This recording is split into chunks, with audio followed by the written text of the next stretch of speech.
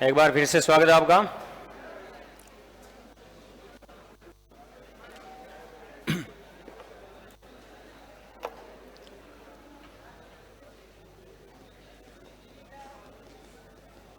विकास के सिद्धांत। विकास के सिद्धांत।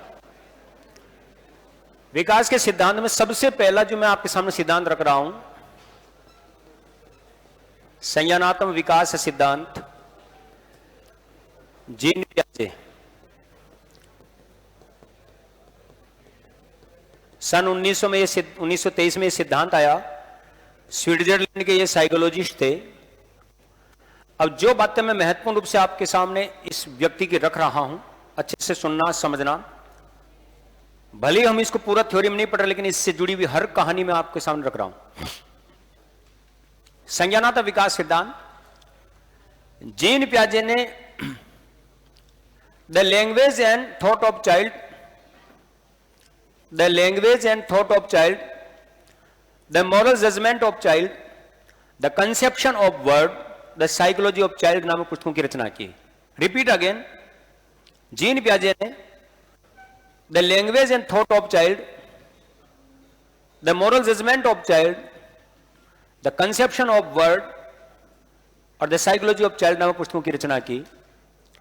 जीन पियाजे खुद को जैव वैज्ञानिक और प्रकृतिवादी मानते थे। क्या मानते थे? जीन पियाजे खुद को जैव वैज्ञानिक और प्रकृतिवादी मानते थे। जैव वैज्ञानिक बच्चों को या बच्चे को नन्हे वैज्ञानिक मानते थे। और जीन पियाजे के अनुसार बालक कैसे सीखता है? तो स्वयं सीखता है, खुद सीखता है। मेजर बातें हैं। The language and thought of child, the moral judgement of child, the conception of word, the psychology of child और जैव वैज्ञानिक और प्रकृतिवादी ये खुद को मानते थे। जीन पियाजे बच्चों को नन्हे वैज्ञानिक मानते थे। और जीन पियाजे के अनुसार बालक स्वयं सीखता है। और भाषा के ऊपर भी इन्होंने एक बात बताई थी कि भाषा विचारों पर निर्भर करती है। जीन पियाजे के अनुसार भाषा विचारों पर निर्भर करती है।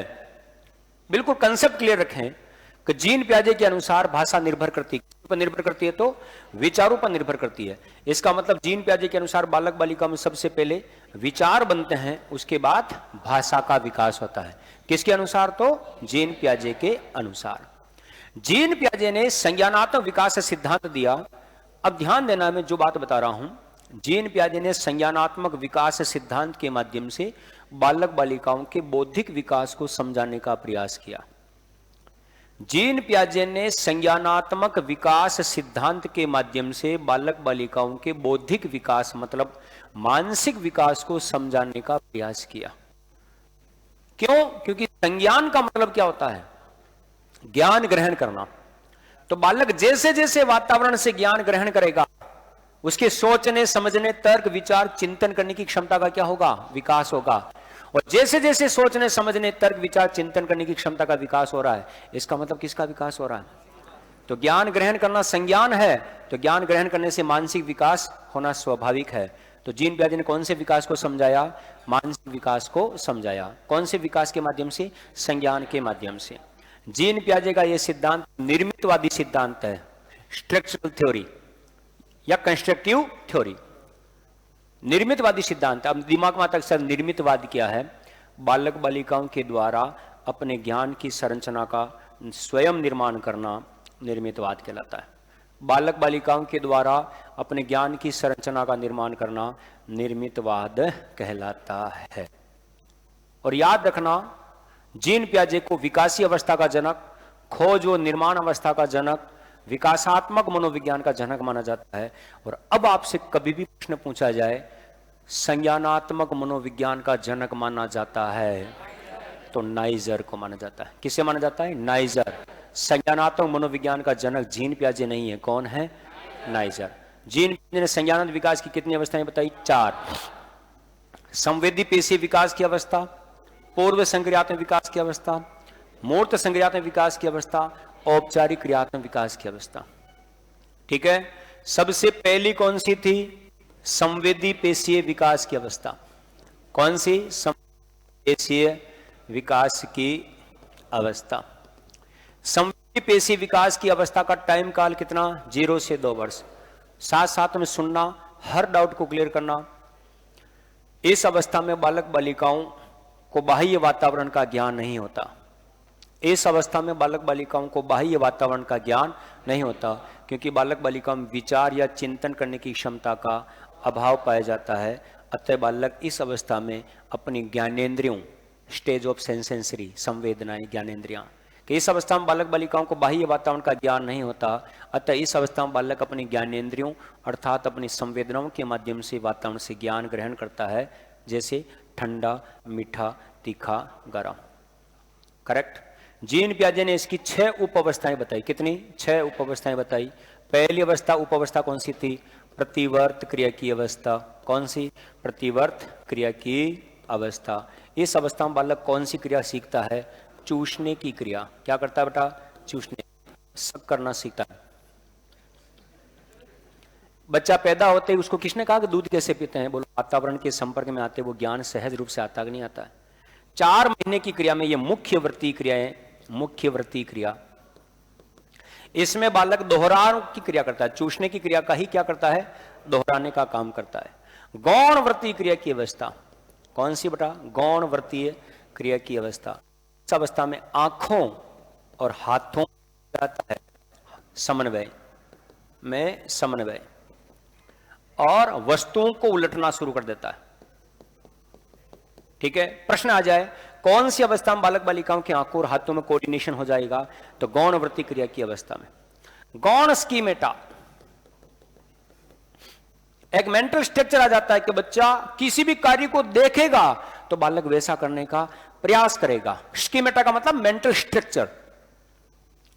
8 से 12 महीने की उम्र है, ये 4 से 8, ये 1 से 4 और ये 0 से 1 महीना। 8 से 12 महीने का बालक अनुकरण करना शुरू कर देता है। जैसा देखेगा बालक वैसा करेगा, छोटे छोटे अनुकरण करना शुरू कर देगा। आप कोचिंग आ रहे हो, उसको टाटा बाय बाय बोल के, बिट्टू मैं जा रहा हूं, बिट्टू मैं जा रही हूं, बिट्टू बाय, तो वो भी कहता है कि बाय, जा जा, बोल बेटा पापा। बोलो, छोटे बच्चों को 1 या 2 अक्षरों के शब्द बुलाते हैं, नहीं बुलाते हैं? बोल बोलो बोलो बोलो, बोल बेटा पापा। तो ये अनुकरण यहां पर शुरू हो जाता है। फिर आता है तृतीय वृत्तीय,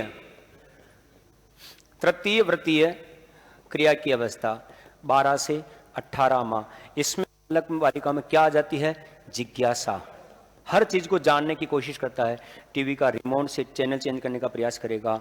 मोबाइल में जो सीरियल आ रहा है, जो कॉमेडी हो रही है, जो उसमें पात्र हैं उनको देख सोचेगा, समझेगा कि यार ये अंदर कैसे गए, उनको जानने की इच्छा शक्ति आ जाती है। और प्रश्न एक महत्वपूर्ण बनता है यहाँ पर, जीन पियाजे की कौन सी अवस्था में बालक प्रयास एवं त्रुटि के माध्यम से सीखता है? तो तृतीय वृत्ति में प्रयास एवं त्रुटि द्वारा सीखना, त्रुटि द्वारा सीखना, ये सारा मामला इसमें। मानसिक संयोग, छठी अवस्था है, मानसिक संयोग द्वारा या विन्यास द्वारा नवीन वस्तु खोजना, नवीन वस्तु खोजना, ये छठी अवस्था है।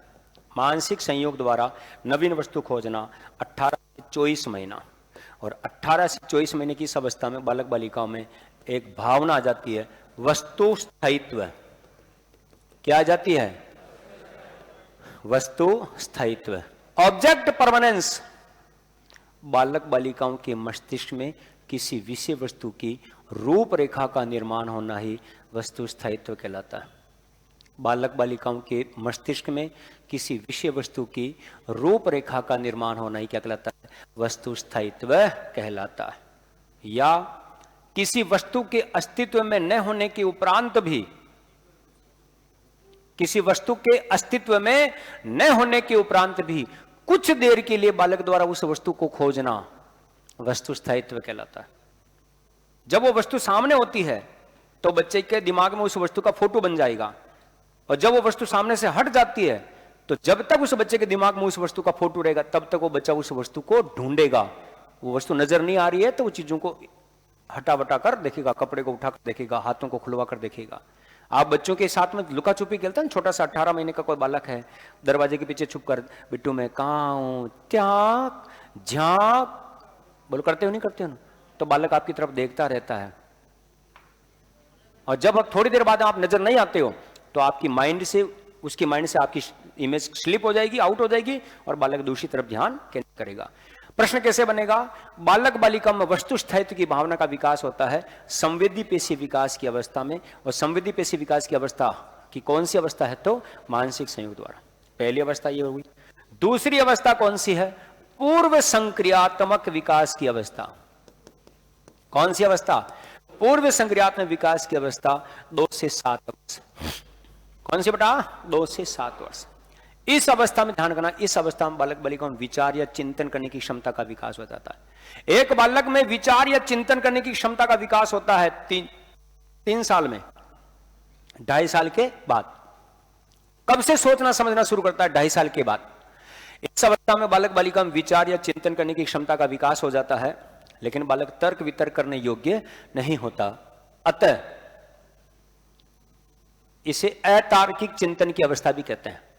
जब बालक किसी विषय वस्तु की गुण दोषों की व्याख्या न कर पाए, मोबाइल है, मोबाइल बता देगा, लेकिन मोबाइल की क्वालिटी क्या है, इंटरनल एक्सटर्नल चीजें क्या है, वो नहीं बता पाएगा, तर्क वितर्क नहीं कर पाता है, तो वो अतार्किक चिंतन की अवस्था के नाम से भी जाना जाता है।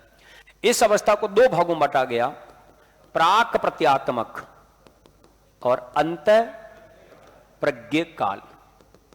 प्राक प्रत्यात्मक और अंत प्रज्ञ काल। 2 से 4 साल तक कौन सी अवस्था? प्राक प्रत्यात्मक। 4 से 7 साल तक कौन सा अवस्था? अंत प्रज्ञ काल। इसमें देखो, प्राक प्रत्यात्मक में जीववाद, अहम केंद्रितता, ईगोसेंट्रिज्म वाली बात, एनिमिज्म, ईगोसेंट्रिज्म, अनुत्क्रमणशीलता, अनुत्क्रमणशीलता और याद रखना सूचकता जैसे गुणों का विकास हो जाता है। कौन से गुणों का विकास हो जाता है? सूचकता जैसे गुणों का विकास हो जाता है। जीववाद किसे कहते हैं? प्रश्न पूछा जाए, जीववाद की योग्यता या भावना कौन सी अवस्था में उत्पन्न होती है? पूर्व संक्रियात्मक। और पूर्व संक्रियात्मक कौन सी अवस्था? प्राक प्रत्यात्मक। जीववाद, एनिमिज्म, बालक बालिकाओं में किसी निर्जीव वस्तु के प्रति सजीव कल्पना करने की प्रक्रिया या योग्यता का विकास होना। कि बालक बालिकाओं के द्वारा किसी निर्जीव वस्तु के प्रति सजीव कल्पना करने की प्रक्रिया कहलाती है जीववाद कहलाती है। चीजें नकली है, उसमें असलीपन, खिलौने को वास्तविक समझना है ना, गुड्डे गुड्डियों को खिलाने पिलाना, पानी पी रहा उसको सुला रहे हैं, उसको कपड़े पहना रहे हैं, उसको नहला रहे धुला रहे हैं। जो व्यवहार उस बच्चे के साथ में उसकी मां करती, वही व्यवहार वो गुड़िया, प्लास्टिक की गुड़िया के साथ करेगी, डोल के साथ करेगी। इसका मतलब उसको असली समझ रही वो। खिलौने को वास्तविक समझना। मेले में गए, गाड़ी लाए प्लास्टिक की, धक्का हम खुद दे रहे हैं, लेकिन वो बच्चा मुंह से साउंड निकाल रहा है,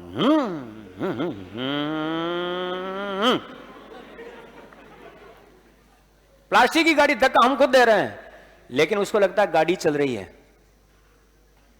यही जीववाद है। पंखा चलता है, पंखे को भी सजीव, पंखा चलता नहीं है, पंखा घूमता है। रेडियो चलता है, रेडियो चलता नहीं है, रेडियो बजता है। बोलो जीववाद है या नहीं है? भगवान के भोग लगाना, बोलो भगवान के भोग लगाते हैं तो हम ये तो है ना, भगवान भी खाते हैं, भोग लगाते हैं, ये तो जीववाद के तहत ही तो हम भोग लगा रहे हैं। कनवा भाई ने भोग लगाया तो इसी के लिए तो लगाया था कि थाली भर में ल्याई खींचड़ो, ओहो, कि थाली भर में ल्याई खींचड़ो, ऊपर घी की बाट की, जी मो मारा श्याम धनी, जी मावे बेटी जाट की। बोलो किसमें? जीववाद। खिलौने को वास्तविक समझना जीववाद। निर्जीव वस्तु के प्रति सजीव कल्पना जीववाद। अहम केंद्रितता, अपने विचारों को सर्वश्रेष्ठ समझकर दूसरों के विचारों को महत्व न देना, अहम केंद्रितता। अपनी नजर से दुनिया को देखना, अहम केंद्रितता। यह विचार करना है कि दुनिया की सारी वस्तुएं मेरे आसपास चक्कर लगाती है, जो मैं सोचता हूं दूसरे भी वही सोचते हैं, अहम केंद्रितता। कैसे? सड़क पर चलता हुआ बालक गिर जाता है तो बालक ये सोचता है कि सड़क ने मुझे गिरा दिया। बोलो सड़क ने गिराया है क्या? बोलो अहम कहता ही तो है, उस खुद सोच रहा है, उसके दिमाग के विचार है। ट्रैफिक सिग्नल पर कहीं पर भी खड़े हैं तो होर्डिंग लगा हुआ है, उस पर जो फोटो है, उस फोटो को देखने पर ऐसा लगता है कि इसकी नजरें सिर्फ और सिर्फ मुझ पर ही है। हम आगे जाएंगे तो ऐसा लगता है कि नजरें घूम रही है, हम वापस घूमेंगे तो ऐसा लग रहा है नजरें वापस घूम रही है। इसका मतलब साफ साफ शब्दों में ये हमारे विचार, ऐसा कुछ हो नहीं रहा। तो बोलो क्या है बेटा ये? जी, अहम केंद्रिता। अपने शर्ट, अपने जूते, अपने बैग, अपने मोजे, अपने पेन पेंसिल की बढ़ाई करना।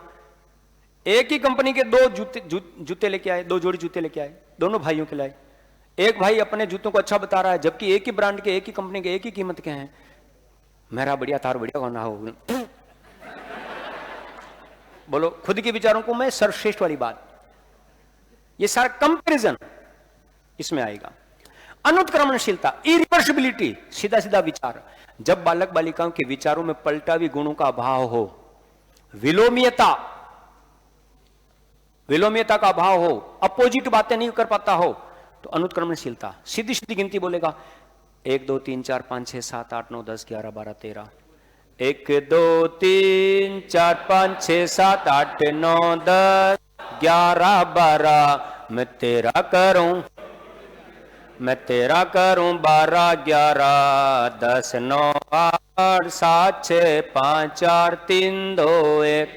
तो सीधा सीधा बोलेगा, उल्टी नहीं बोल पाएगा। सूचकता, किसी वस्तु के संबंध में किया गया मानसिक चिंतन सूचकता कहलाता है। मैं आपके सामने किसी भी वस्तु का नाम लूंगा, आप उसके बारे में सोचना शुरू कर दोगे, ये सूचकता है। भाइयों बहनों,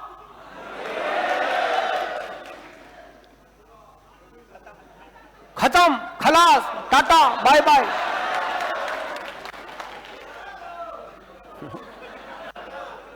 वह जानवर जिसके 4 पैर, 1 पूंछ, 2 आंखें, 2 कान होते हैं, वो किसी भी रंग का होता है और भौं भौं करता है। बोलो मैं,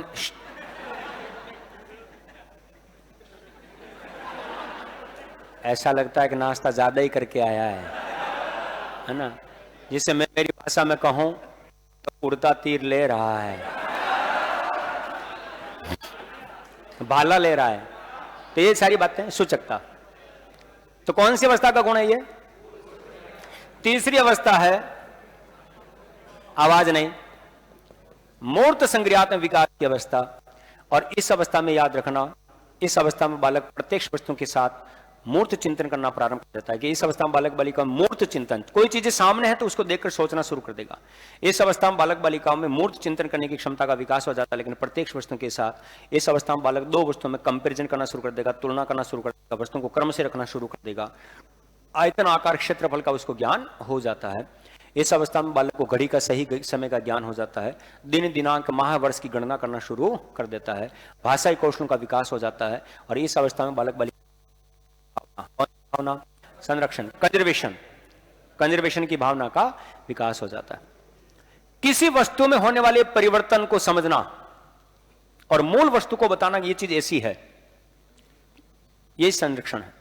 किसी व्यक्ति या वस्तु में समय, परिस्थिति, आवश्यकता के अनुसार, किसी व्यक्ति या वस्तु में समय, परिस्थिति या आवश्यकता के अनुसार समानता, असमानता बताने की योग्यता संरक्षण कहलाती है। और बालक बालिका में संरक्षण भावना का विकास कितने वर्ष में हो जाता है?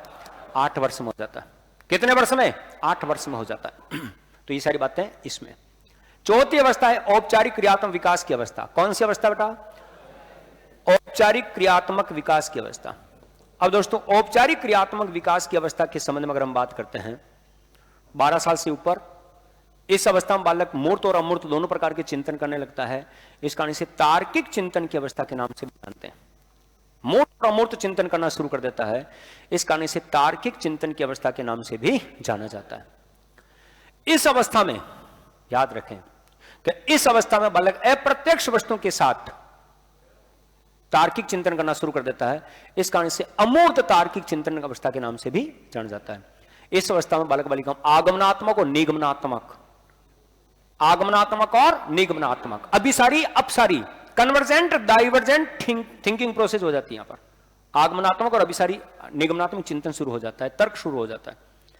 किसी दिए गए नियम के आधार पर निष्कर्ष तक पहुंचना, निगमनात्मक, और दिए गए विषय वस्तु में अपनी ओर से कुछ नया जोड़ना आगमनात्मक तर्क कहलाता है। तो सबसे बौद्धिक विकास की सर्वश्रेष्ठ अवस्था कौन सी है? औपचारिक अवस्था। जीन पियाजे ने शिक्षा से कौन सी अवस्था का संबंध जोड़ा? औपचारिक क्रियात्मक विकास। अवस्थाएं कितनी बताई? 4। फटाफट से 4 अवस्थाओं के साथ में जीन पियाजे ने कुछ शब्दावली दी थी, इधर देखें सभी। अनुकूलन, आत्मसातकरण, समायोजन, साम्य धारण, स्कीमा, स्कीम्स, मानसिक संक्रिया,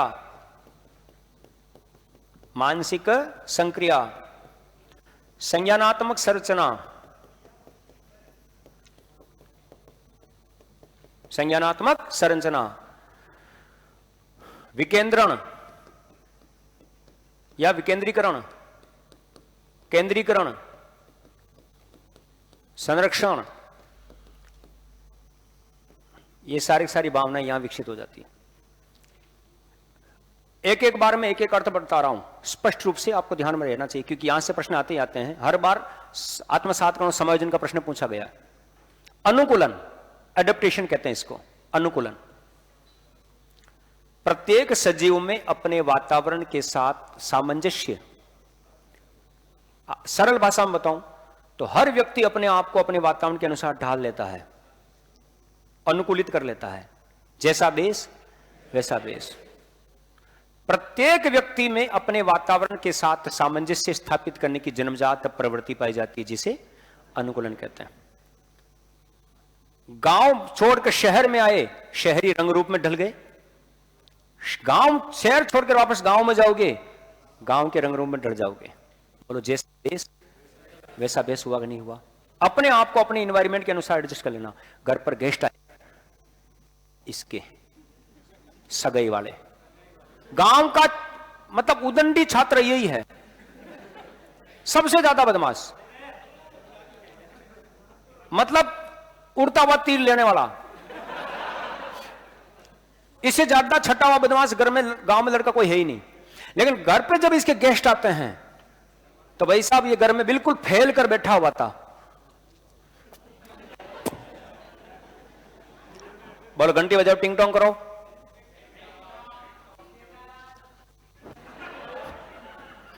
हाँ जी, हाँ यही है। आप कौन? जी हाँ अंकल, आप ना आइए, आइए अंकल, आइए आइए आइए आइए, आप बैठिए, मैं पानी पिला देता हूँ।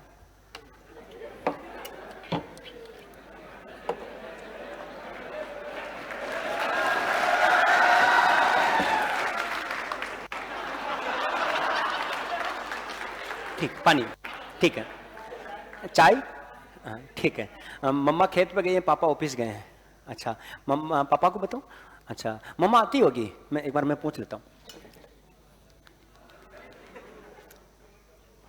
हेलो मम्मा कहाँ हो? मेरी सगाई वाले आए हैं, इनको 50% से कोई लेना देना नहीं, तो आजा जल्दी। जी मम्मा आ रही, नाश्ता लीजिए ना अंकल आप, मम्मा आ रही है। ठीक है ठीक है ठीक है, मैं पापा जी को बता दूंगा। ठीक है, आइए आइए आइए। हाँ ठीक ठीक। बम, और नाश्ते पर नजर।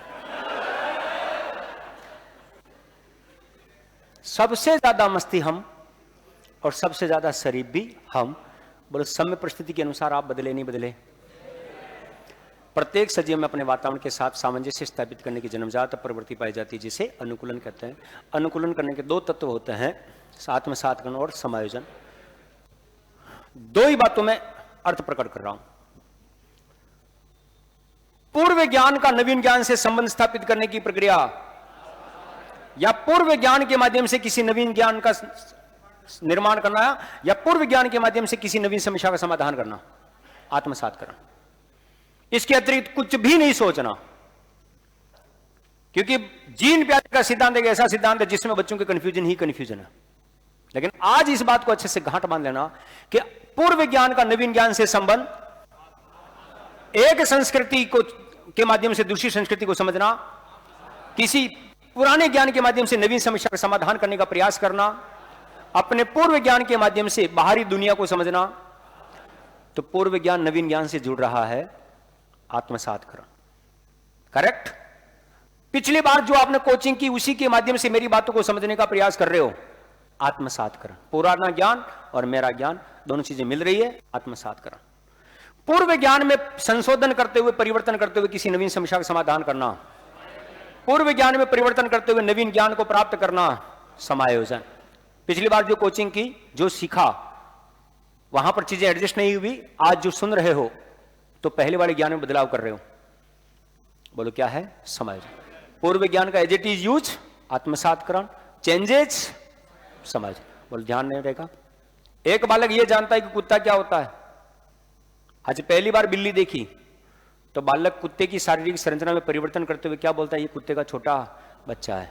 पहले का ज्ञान कुत्ते का, नया ज्ञान बिल्ली का। तो बिल्ली को समझने के लिए कुत्ते के ज्ञान की जो आकार है उसमें क्या कर रहा है? परिवर्तन कर रहा है। बोलो क्या कर रहा है वो? समायोजन। करेक्ट? ये याद करना। कोई बालक खाने की वस्तु को अपने मुंह में रख लेता है तो खाने की क्रियाओं के साथ जोड़ता है कि ये भी कोई खाने की चीज होगी। आत्मसातकरण और समायोजन के मध्य संतुलन स्थापित करने की प्रक्रिया साम्य धारण। सरल प्रश्न इसी भाषा में आएगा। आत्मसातकरण और समायोजन के मध्य संतुलन स्थापित करने की प्रक्रिया कहलाती है साम्य धारण कहलाती है। इक्विलिब्रेशन कहते हैं इसको। क्या कहते हैं? इक्विलिब्रेशन कहते हैं।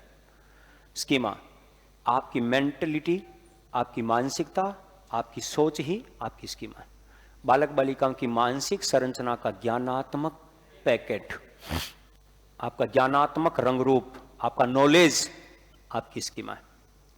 व्यवहार का वह संगठित पैटर्न जिसे सरलता से दोहराया जाए, स्कीम्स कहलाता है। अनेक कार्यों को एक साथ करना, व्यवहार का वह संगठित पैटर्न जिसे सरलता से दोहराया जाए, स्कीम्स कहलाता है। झाड़ू पोछा, मम्मी जो होती है घर में, आटा लगा रही है, बीच बीच में सब्जी को हिला रही है, पानी गिर गया, पोछा लगा दिया, बच्चे ने कोई खाने की चीज मांगी, खाने की चीज दे दी, बीच में ससुर जी को पानी पिला के आ गई। बोलो 5 काम एक साथ हो रहे हैं, स्कीम्स। स्कूल जाने वाले बालक द्वारा बैग जमाना, टाई बांधना, जूते के फीते बांधना, तैयार होना और स्कूल जाना। जाना कहां है? स्कूल। लेकिन अनेक कार्यों को एक साथ कर लिया। बोलो क्या है? स्कीम्स। व्यवहार का वह संगठित पैटर्न जिसे सरलता से दोहराया जा सके, क्या कहलाता है? स्कीम्स कहलाता है। क्या कहलाता है बेटा? स्कीम्स कहलाता है।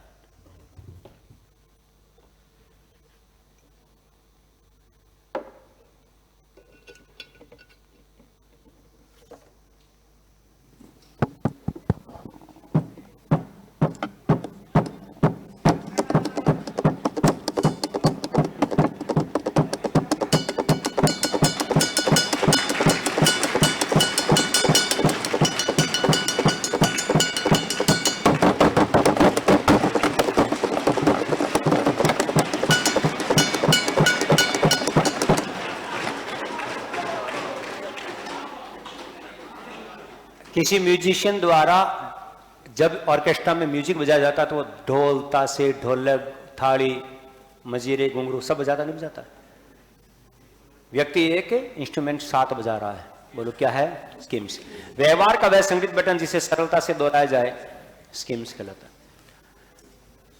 चिंतन का वास्तविक एवं व्यवहारिक रूप से उपयोग करने की प्रक्रिया या किसी समस्या का समाधान करने की प्रक्रिया। मेंटल ऑपरेशन, दिमाग चलता है तो मानसिक संक्रिया तो हो रही है। संज्ञानात्मक संरचना, आपके दिमाग में सोचने, समझने, तर्क, विचार, चिंतन करने की योग्यता है या नहीं है? तो इसी योग्यता को, है ना, जब हम मिला देते हैं कि बालक बालिकाओं की मानसिक क्षमताओं का समुच्चय, समुच्चय का मतलब ग्रुप, सेट, बालक बालिकाओं की मानसिक क्षमताओं का समुच्चय संज्ञानात्मक संरचना कहलाता है। सोचना, समझना, सारी मानसिक पावर मिलती है, क्या बनता है? Mental structure, cognitive structure. ये वाले इसमें ये और ये दोनों एक ही हैं। इसी के आधार पर तो आपकी स्कीमा बनती है। विकेंद्रीकरण, बालक बालिकाओं के द्वारा किसी विषय वस्तु के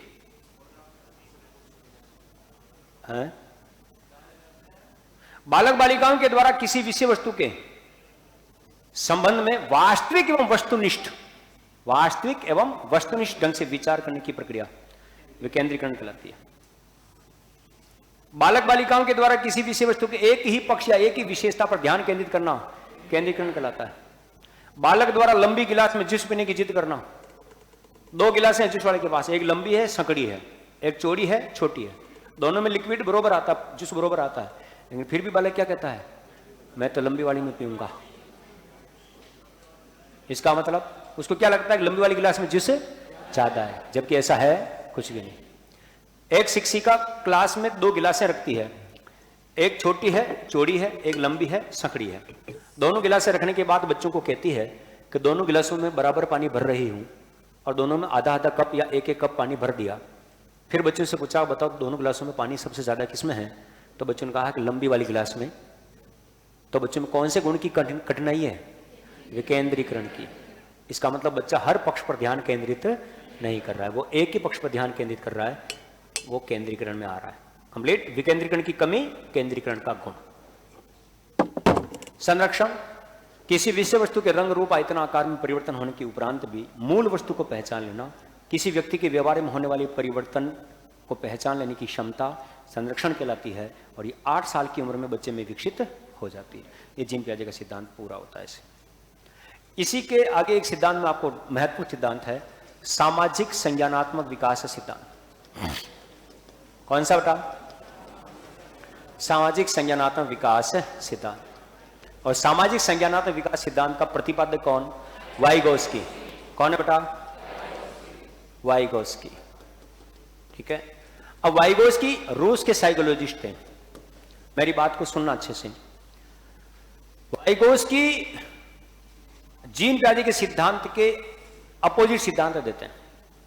वाइगोस्की का यह सिद्धांत जीन पियाजे के सिद्धांत का विपरीत सिद्धांत है, क्योंकि जीन पियाजे के अनुसार बालक जो कुछ भी सीखता है स्वयं सक्रिय होकर अपने आसपास के वातावरण की खोजबीन करते हुए अपने ज्ञान की संरचना का निर्माण करता है। उसे सीखने के लिए सभ्यता, संस्कृति या बाहरी शिक्षा की आवश्यकता नहीं होती, क्योंकि बालक अपने ज्ञान का निर्माता स्वयं होता है। इसी बात का विरोध करते हुए, खंडन करते हुए वाइगोस्की ने लिखा, बालक जो कुछ भी सीखता है अपने सामाजिक सांस्कृतिक वातावरण में अपने वयस्कों और समवयस्कों के साथ परस्पर अंत्यक्रिया करते हुए सीखता है। और जब बालक अपने सामाजिक सांस्कृतिक वातावरण में अपने हम उम्र और अपने से बड़े लोगों के साथ में विचारों की अंत्यक्रिया करते हुए सीखता है, तो सीखने के स्तर कितने बनते हैं, 2। पहला कौन सा, वास्तविक विकास स्तर, और इसे एक्चुअल डेवलपमेंट कहते हैं। दूसरा कौन सा, संभाव्य विकास स्तर, जिसे हम पोटेंशियल डेवलपमेंट कहते हैं। कंप्लीट।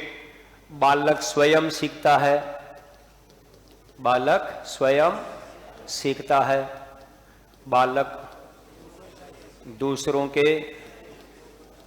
सहयोग से सीखता है, अब ध्यान रखना, सीखने के कितने प्रकार बताए, 2। एक तो बालक खुद सीखता है, तो उसे हम वास्तविक विकास स्तर कहते हैं। प्रश्न यहां से आए हुए हैं। वाइगोस्की के अनुसार बालक वह विकास का स्तर जिसमें बालक स्वयं किसी की मदद की सीखता है, वास्तविक विकास स्तर। विकास का वह स्तर कौन सा जिसमें बालक दूसरों के सहयोग से सीखता है, संभाव्य विकास स्तर। अब मैं आपसे पूछूं कि एक तो बालक खुद सीख रहा है, एक बालक दूसरों की हेल्प से सीख रहा है, बताओ सबसे अच्छा सीखना किसका होगा, दूसरों के सहयोग से।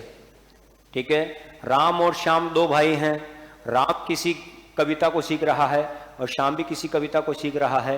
राम खुद सीखने का प्रयास कर रहा है, श्याम शिक्षक के सहयोग से सीखने का प्रयास कर रहा है। बोलो शिक्षक के सहयोग से सीखना बेस्ट होगा कि नहीं होगा उसका, जहां पर भी प्रॉब्लम आएगी शिक्षक उसकी गलती को सुधार देगा, इसका मतलब सीखना यहीं पर बेस्ट होगा।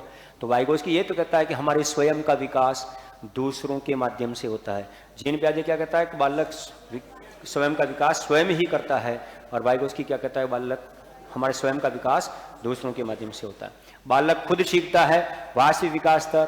देखो जो बच्चे सेल्फ स्टडी कर रहे हैं घर पे, वह उसका कौन सा स्तर है, वास्तविक। और जो बच्चे कोचिंग कर रहे हैं वो उनका कौन सा, संभाव्य। बोलो दोनों में सीखना आपका बेहतर होगा, श्रेष्ठ होगा। अब इससे श्रेष्ठ रूप से सीखता है बच्चा, इसका कंपैरिजन, दोनों के बीच में कंपैरिजन किसने कर दिया, ZPD, John of proximal development. Zone of proximal development, जिसे हम कहते हैं समीपस्थ विकास क्षेत्र। बालक स्वयं क्या सीखता है? बालक स्वयं क्या सीखता है और बालक दूसरों के सहयोग से क्या वह कितना श्रेष्ठ सीखता है?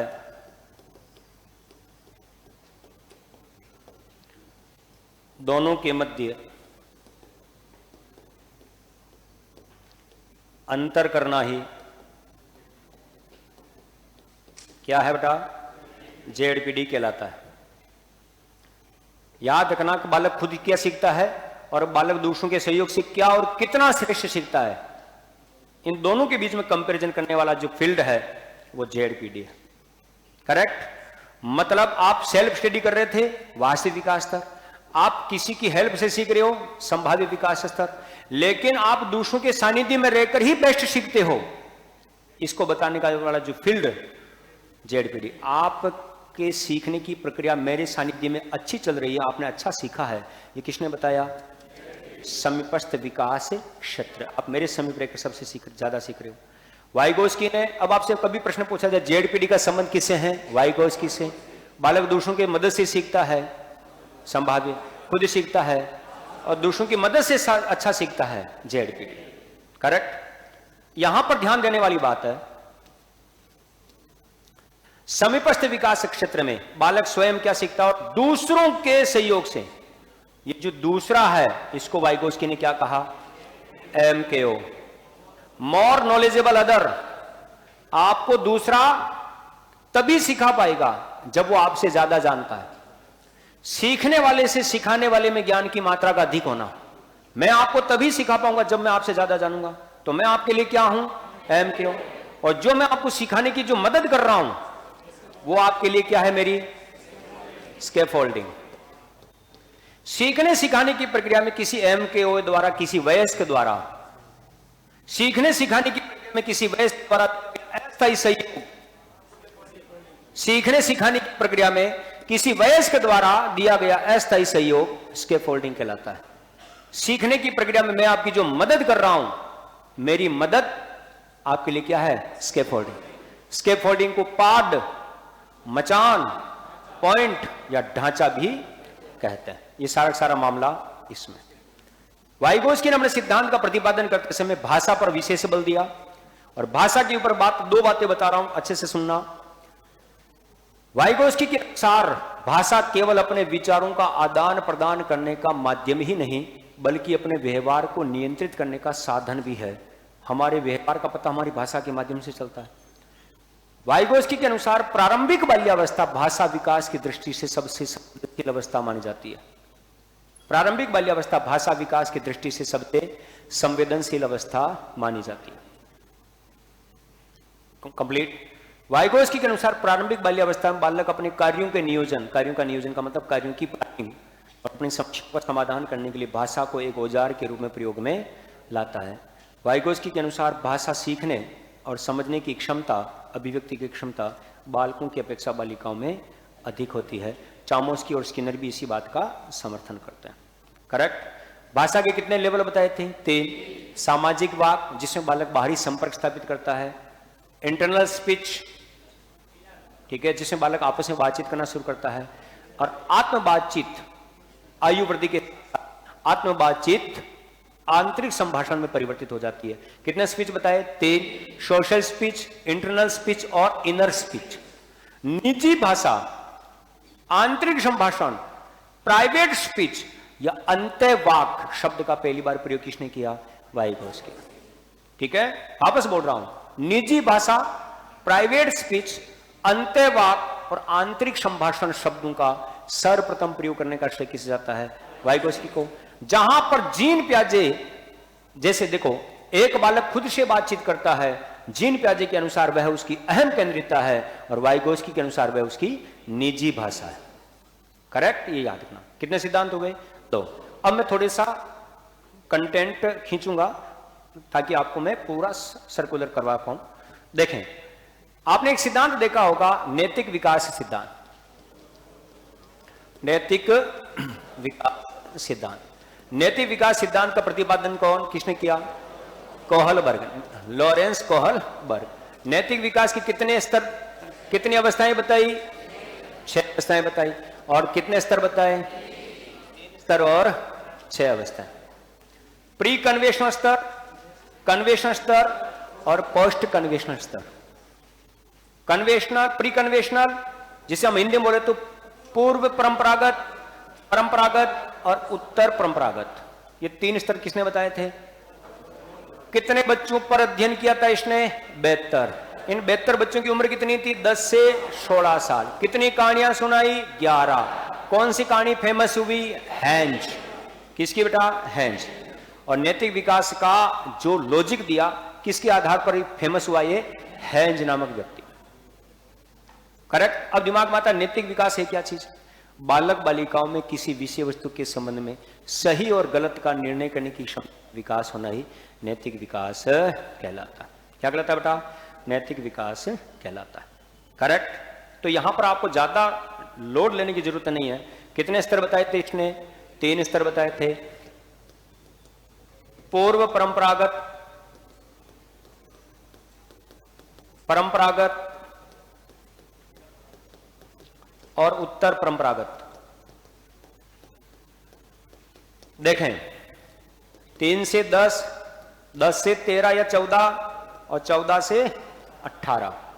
इसमें 2 अवस्थाएं हैं, दंड आज्ञा पालन, ठीक है, अहम की अवस्था जिसे हम अदला बदली भी कहते हैं, साधन सापेक्षता, सापेक्षता भी कहते हैं, प्रशंसा प्राप्ति और कानून एवं विधि सम्मत। आप में से वो साथी हाथ खड़ा करो जो अन्य किसी संस्थान में अध्ययनरत हैं। अन्य किसी संस्थान में अध्ययनरत स्टूडेंट हाथ खड़ा करें। ठीक है। तो देखें, कानून एवं विधि सम्मत। फिर याद रखना यहां पर आगे के क्राइटेरिया में परस्पर सामाजिक संपर्क, अभिमुखता और सार्वभौमिक नैतिक विकास की अवस्था। सार्वभौमिक नैतिक विकास की अवस्था। कितनी अवस्थाएं बताई? 6। 1, 3, 4, 5 और 6। 3 से याद रखना 10 साल तक, 10 से 14, 14 से 18।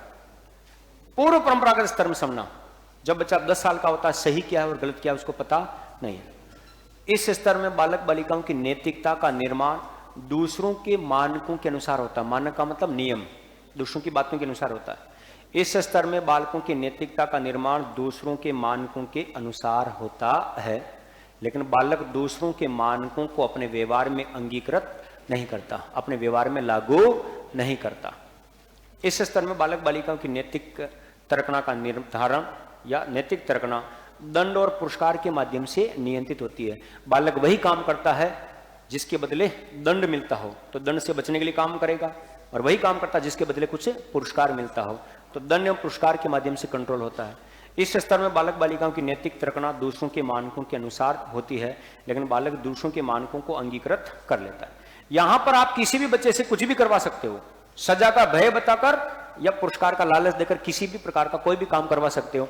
बालक को खुद को पता नहीं चलेगा ये काम सही है या गलत। यहां पर बालक से काम करवा सकते हो, लेकिन बच्चे को पता है काम जो होगा ये सही होगा या गलत, और यहां पर बालक खुद अपने नियम बना लेता है। मुझे तुम्हारी सुनने की जरूरत नहीं है, मेरी जिंदगी मेरे फैसले, मैं खुद जानता हूं सही क्या और गलत क्या। यहां पर सही और गलत का पता नहीं चल पाता है, यहां पर सही गलत का पता चल जाएगा। यहां पर बालक खुद अपने नियमों का क्या कर लेगा? निर्माण कर लेगा। 6 अवस्थाएं हैं। इधर देखें, इस स्तर में बालक बालिकाओं की नैतिकता का निर्माण दंड और आज्ञा पालन के आधार पर होता है। बालक वही काम करेगा जिसके लिए सजा न मिलती हो, सजा से बचने के लिए आज्ञा मानेगा। आज्ञा मानना नैतिकता है, लेकिन दंड से बचने के लिए आज्ञा मानता, अपनी मर्जी से नहीं, सजा से बचने के लिए। माइक पड़ा हुआ है, बच्चा माइक लेके खेलने लगा, नीचे गिर गया, टूट गया, इसको ठीक करवाया, अगले दिन मां उस बच्चे को 100% बोलेगी अब तूने इसको हाथ लगाया तो तेरा हाथ ही तोड़ दूंगी। अब वो बच्चा इस माइक को हाथ नहीं लगा रहा, आज्ञा मान रहा है। क्यों मान रहा है? दंड से बचने के लिए, क्योंकि उसको पता है अगर हाथ लगाया तो हाथ ही टूट जाएगा। ठीक है, अहम की अवस्था, इस अवस्था में बालक बालिकाओं की नैतिक तर्कना स्वयं की आवश्यकता या स्वार्थ पूर्ति के आधार पर होती है। बालक वही काम करता है जिसके बदले उसको कुछ न कुछ मिलता हो। मां ने कहा बेटा बाजार से चीनी लिया, बालक कहता हाँ मैं ला रहा हूं, लेकिन मुझे क्या मिलेगा? 50 रुपए दिए, 50 की चीनी लिया, तो वो 50 की नहीं लाया, 45 की लाया, 5 रुपए अपने बचा लिए। तो बच्चा अपने स्वार्थ को ध्यान में रखता है। मंदिर के बाहर से चप्पल चोरी होने पर दूसरों की पहन लेना, इसी अवस्था का उदाहरण है। ठीक है, ये याद रखना, इसी अवस्था का उदाहरण है। किसी दोस्त के साइकिल चलाने पर उसको सपोर्ट करना, इसी अवस्था का उदाहरण है। बेटा मैं बाजार से सब्जी लेकर आ रही हूं, तू घर पे ही रुकना, तो बच्चा कहता है मुझे क्या मिलेगा? ठीक है, मेरे क्या लाओगी? तभी रुकूंगा, बाकी मैं नहीं रुकूंगा। 50 रुपए दो ना तो मैं घर पे ही रहूंगा, मतलब अपने स्वार्थ के लिए। यहां पर बालक कोई भी काम करेगा, उसके पीछे का लॉजिक सिर्फ और सिर्फ अपनी प्रशंसा प्राप्ति है। क्या है बेटा? प्रशंसा प्राप्ति। किस अवस्था में बालक बालिकाओं की नैतिक प्रशंसा प्राप्ति के आधार पर होता है? बालक हर काम करेगा लेकिन अपनी बड़ाई सुनेगा, ये काम मैंने किया आपको कैसा लगा? अच्छा लगा?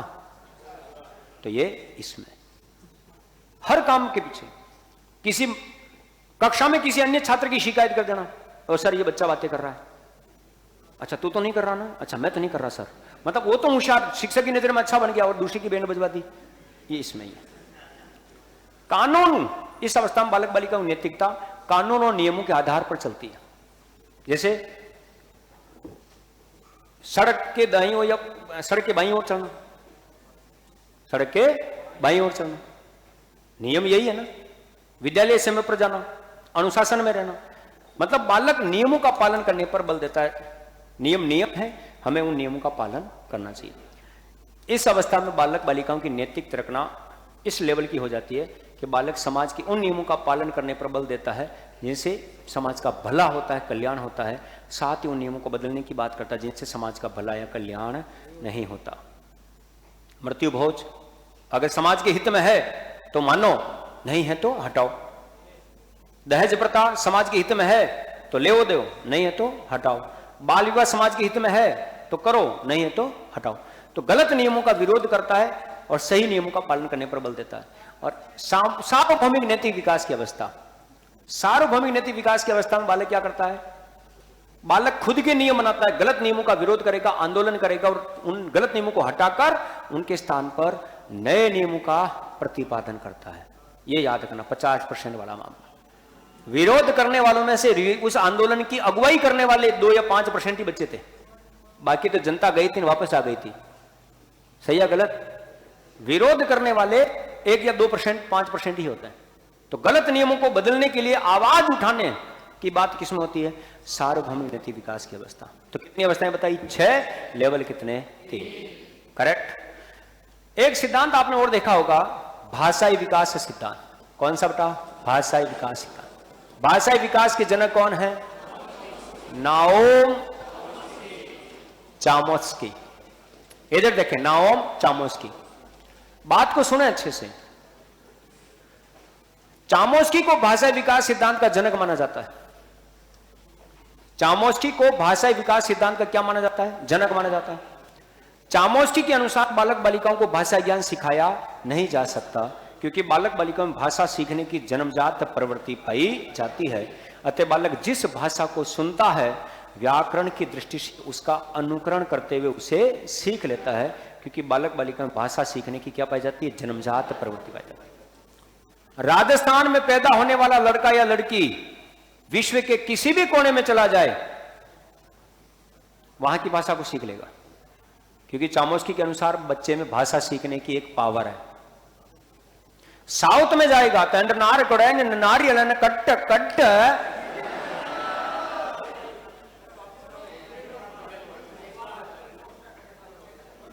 कलकत्ता बंगाल में चला जाएगा तो बंगाली भाषा बोलेगा, बांग्ला। हम कहते हैं बंधु, वो ना उड़ी पापा भंडू इना छालवे आमी तुम्हें खूब भालावासे। तो हर क्षेत्र की भाषा का प्रभाव उस पर आएगा क्योंकि उसमें भाषा सीखने की एक पावर है। और उसे किस नाम से बताया गया? LAD। ठीक है, LAD, language SEQUISITION, acquisition device VIC, जिसे हम क्या कहते हैं बेटा? भाषा अर्जन तंत्र, भाषा अर्जन तंत्र। LAD का संबंध किससे है? तो नाओम चामोस्की से। आपको रीट मेंस में पूछा हुआ है प्रश्न। भाषा विकास सिद्धांत का संबंध है चामोस्की से, LAD का संबंध है चामोस्की से। लैंग्वेज एक्विजिशन डिवाइस, भाषा अधिग्रहण प्रणाली जिसे हम कहते हैं। करेक्ट, ये सारी बातें इसमें। तो बाल विकास की फिर अवस्थाएं आती है, शैशवावस्था, बाल्यावस्था और किशोरावस्था। शैशवावस्था के अंतर्गत 0 से 2 साल की स्टेज देखी जाती है। शैशवावस्था में कई मनोवैज्ञानिक आते हैं, जैसे मैं 1 बाय 1 आपके साथ मनोवैज्ञानिकों के नाम लिख रहा हूं, नाम से समझें।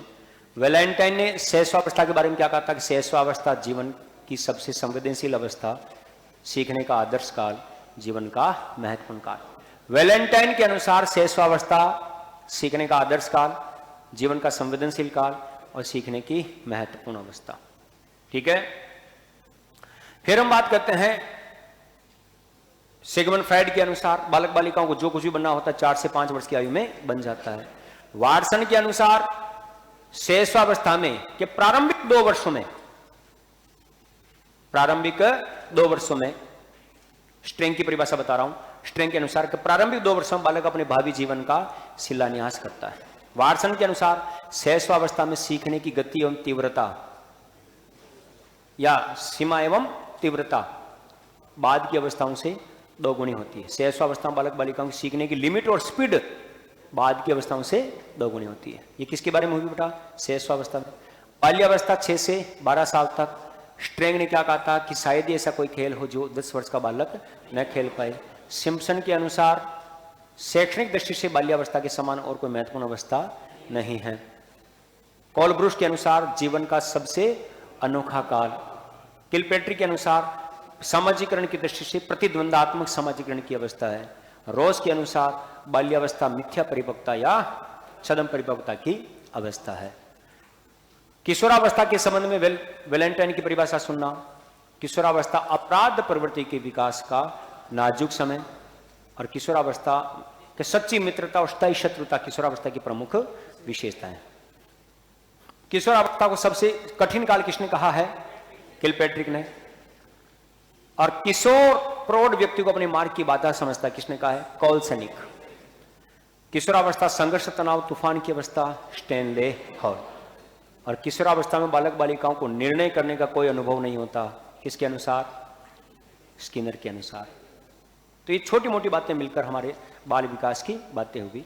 अब मैं पॉइंट टू पॉइंट कुछ बातें, आधे घंटे का समय मेरे पास में बचा हुआ है, 12 बजे तक ही हमारा, 12:15 बजे तक हमारा सेशन है, तो आधे पौन घंटे के अंतर्गत में जो अन्य चीजें हैं, क्योंकि अब मैं किसी चीज को छोड़ दूं वो चीज मेरे से होती है ना, थोड़ा सा समय ज्यादा मिलता और भी हम अच्छे से इसको लीड करते हैं, लेकिन फिर भी मैं आपको कंटेंट सारे सुनाऊंगा।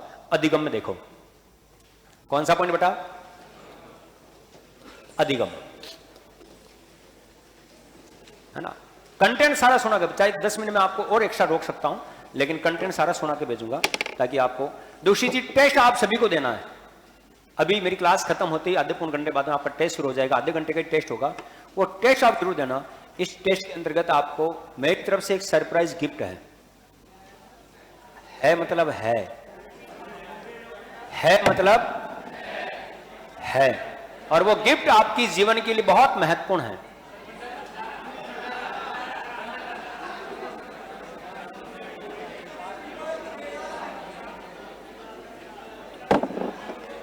तो देखें, अधिगम का मतलब क्या होता है? सीखना। सीख कर व्यवहार में क्या करना है? व्यवहार में, जोर से बोल लो। अधिगम का मतलब सीख कर व्यवहार में, लेकिन व्यवहार में परिवर्तन अगर स्थायी हुआ है तो ही अधिगम कहलाएगा, बाकी अधिगम नहीं कहलाएगा। व्यवहार में परिवर्तन कितने प्रकार का होता है? दो। पहला कौन सा? स्थायी। दूसरा कौन सा? अस्थायी। अगर स्थायी परिवर्तन है तो उसे हम अधिगम कहेंगे, और अस्थायी परिवर्तन है तो उसे हम अधिगम नहीं कहेंगे। अगर आप में अधिगम हुआ है तो आपने तीन चीजों की वजह से आपने व्यवहार में स्थायी परिवर्तन किया है। पहला क्या है? अभ्यास। दूसरा क्या है? अनुभव। तीसरा क्या है? प्रशिक्षण। अभ्यास, अनुभव एवं प्रशिक्षण के परिणाम स्वरूप व्यवहार में अपेक्षाकृत स्थायी परिवर्तन अधिगम कहलाता है। अभ्यास, अनुभव एवं प्रशिक्षण के परिणाम स्वरूप व्यवहार में अपेक्षाकृत स्थायी परिवर्तन अधिगम कहलाता है। लेकिन अगर आपके व्यवहार में अस्थायी परिवर्तन है तो वो अधिगम नहीं होगा। क्या है बेटा? अगर फिजिकली और मेंटली अगर कोई बच्चा थक जाए तो उसकी सीखने की प्रक्रिया में अस्थायी परिवर्तन होगा। थकान दूर, व्यवहार वापस बदल जाएगा, तो इसे हम अधिगम नहीं कहते। मादक पदार्थ, दो पेग अंदर अंग्रेजी बाहर, तो मादक पदार्थों की वजह से आपका जो व्यवहार बदलेगा उसे भी हम अधिगम नहीं कह सकते। बीमारी, अगर आपकी तबीयत खराब है, आपके व्यवहार में 2-4 दिन के लिए बदलाव होगा, उसे हम अधिगम नहीं कह सकते। परिपक्वता के कारण आपके व्यवहार में जो परिवर्तन होगा, जैसे जैसे समझदारी आएगी आपका व्यवहार बदलेगा, बचपना हटेगा और समझदारी वाली बात आएगी, तो इसे भी हम अधिगम नहीं कह सकते। अधिगम का सिंपल सा अर्थ अभ्यास, अनुभव, प्रशिक्षण के परिणाम स्वरूप व्यवहार में परिवर्तन की प्रक्रिया कहलाती है। क्या कहलाती है? तो अधिगम कहलाती है। अधिगम की कई प्रकार की परिभाषा है। गिलफोर्ड के अनुसार व्यवहार द्वारा व्यवहार में परिवर्तन अधिगम कहलाता है। स्किनर के अनुसार व्यवहार के अर्जन में उत्तरोत्तर उन्नति की प्रक्रिया है। किसके अनुसार? स्किनर के अनुसार। क्रॉनक्रो के अनुसार आदत, ज्ञान, अभिवृत्ति में वृद्धि की प्रक्रिया अधिगम कहलाती है। गेट्स के अनुसार, वुडवर्थ के अनुसार सीखना विकास की प्रक्रिया है। क्रॉनबेक के अनुसार अनुभव के परिणाम स्वरूप व्यवहार में परिवर्तन अधिगम कहलाता है। अनुभव के परिणाम स्वरूप व्यवहार में परिवर्तन अधिगम कहलाता है। गेट्स के अनुसार अनुभव एवं प्रशिक्षण के परिणाम स्वरूप व्यवहार में परिवर्तन अधिगम कहलाता है। तो ये अधिगम की छोटी मोटी बातें हैं। अधिगम स्थानांतरण, अधिगम स्थानांतरण के संबंध में याद रखना, स्थानांतरण का लॉजिक क्या है कि पूर्व में सीखे गए ज्ञान का नवीन परिस्थिति में प्रयोग करना स्थानांतरण कहलाता है। लर्निंग ट्रांसफर, कि पूर्व में सीखे गए ज्ञान का नवीन परिस्थिति में अनुप्रयोग करना कहलाता है। क्या कहलाता है? अधिगम स्थानांतरण कहलाता है। अधिगम स्थानांतरण दो प्रकार से चलता है, व्यवहारवाद के अनुसार और संज्ञानवाद के अनुसार। व्यवहारवाद के अनुसार एवं संज्ञानवाद के अनुसार। अब आपसे पूछा जाए कि व्यवहारवाद के अनुसार अधिगम स्थानांतरण, ठीक है, व्यवहारवाद और संज्ञानवाद। व्यवहारवाद में सकारात्मक, सिंपल बातें, पूर्व में सीखे गए ज्ञान द्वारा नवीन ज्ञान प्राप्त करने में सहायता मिले, सकारात्मक। हिंदी के शिक्षक द्वारा संस्कृत का शिक्षण करवाना, ठीक है, धनात्मक, सकारात्मक, पॉजिटिव ट्रांसफर। भौतिक विज्ञान के शिक्षक द्वारा गणित का शिक्षण करवाना, सकारात्मक। जहां पर सहायता मिले, सकारात्मक, और जहां पर तकलीफ या बाधा आए, नकारात्मक। कौन सा स्थानांतरण? नकारात्मक स्थानांतरण। कि पूर्व में सीखे गए ज्ञान द्वारा नवीन ज्ञान प्राप्त करने में उत्पन्न होती हो, नकारात्मक स्थानांतरण कहते हैं। हिंदी के शिक्षक द्वारा गणित पढ़ाना, बाधा आएगी। हिंदी माध्यम के विद्यार्थी को अंग्रेजी माध्यम में प्रवेश दिलाना, नकारात्मक। अमेरिका में कार चलाना सीखने के बाद भारत में कार चलाना, नकारात्मक स्थानांतरण। और आपका देसी एग्जाम्पल दूं देसी भाषा में, तो बजाज की मोटरसाइकिल चलाना सीखने के बाद हीरो होंडा की मोटरसाइकिल चलाना। बजाज के सारे गियर कहां? आगे। हीरो होंडा के कहां? पीछे। तो जहां गियर डालना होता वहां निकाल देते हैं, जहां निकालना होता वहां पर डाल देते हैं। तो पीछे वाले को तो झटका लगना ही लगना है। नकारात्मक स्थानांतरण कितने प्रकार? दो। नकारात्मक स्थानांतरण के दो प्रकार हैं, पूर्व लक्ष्य और प्रतिलक्ष्य। रिट्रोएक्टिव प्रोएक्टिव, रिट्रोएक्टिव प्रोएक्टिव, पूर्वलक्षी और प्रतिलक्षी। सिंपल शब्दों में, किसी नवीन विषय वस्तु को सीखने के कारण पुरानी विषय वस्तु भूल जाओ। किसी नवीन विषय वस्तु को सीखने के बाद पूर्व की सीखी गई विषय वस्तु पर बुरा प्रभाव पड़े, पूर्वलक्षी नकारात्मक स्थानांतरण। किसी नवीन कविता को याद करने पर पहले की कविता को भूल जाना। पूरे सिलेबस में यही बात समझ में आई आपको। तुम्हारी कविता कौन है मैं अच्छे से जान रहा हूं कि किसी नवीन कविता को याद कर लेने पर पूर्व की कविता को भूल जाना। उम्र बढ़ने पर, नवीन अनुभव प्राप्त होने पर बचपन की बातों को भूल जाना। नया ज्ञान मिलने पर पुराना ज्ञान भूलना, पूर्वलक्षी। किसी नवीन विषय वस्तु को सीखने के दौरान पहले की सीखी गई विषय वस्तु नवीन विषय वस्तु पर बुरा प्रभाव डाले, प्रतिलक्षी नकारात्मक स्थानांतरण। किसी नई चीज को सीख रहे हो तो नई चीज को सीखते समय पहले की सीखी गई बातें बीच बीच में आ रही है, बोलो कौन सा? प्रतिलक्षी। कैसे? नया एटीएम कार्ड आ जाने पर नए पिन कोड डालने के बाद पुराने पिन याद आ जाना, नया मोबाइल नंबर लेने पर पुराने मोबाइल नंबर बीच बीच में वापस बोल जाना, बोलो कौन सा हो जाएगा? प्रतिलक्षी। किसी नवीन कविता को याद करते समय पुरानी कविता की पंक्तियों का बीच में याद आ जाना, बोलो कौन सा? प्रतिलक्षी। अंग्रेजी बोलते समय बीच बीच में हिंदी के शब्द आ जाना। आप कहीं पर भी जाओ, फॉरेनर से बात कर रहे हो, no no it's okay, this में palace made by Indian kingdom, नहीं नहीं आप जानते ही होंगे। बोल क्या रहे हो? अंग्रेजी, बीच में क्या गई? हिंदी। हिंदी बोलते समय हमारी मातृभाषा बीच में आ जाना, नहीं नहीं अच्छी बात नहीं, मुझे कह रही हूं तुम्हारी बात सुन से। बोल किसमें? इसी के अंतर्गत। नया गाना आया है, नया गाना याद करते समय पुराने गाने की पंक्तियों का बीच में आ जाना।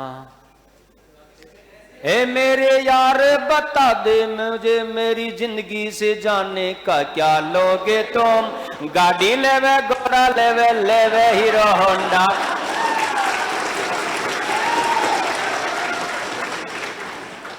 नई चीज में पुरानी चीज भी मिक्स हो जाना, बोलो किसमें है? प्रतिलक्षी।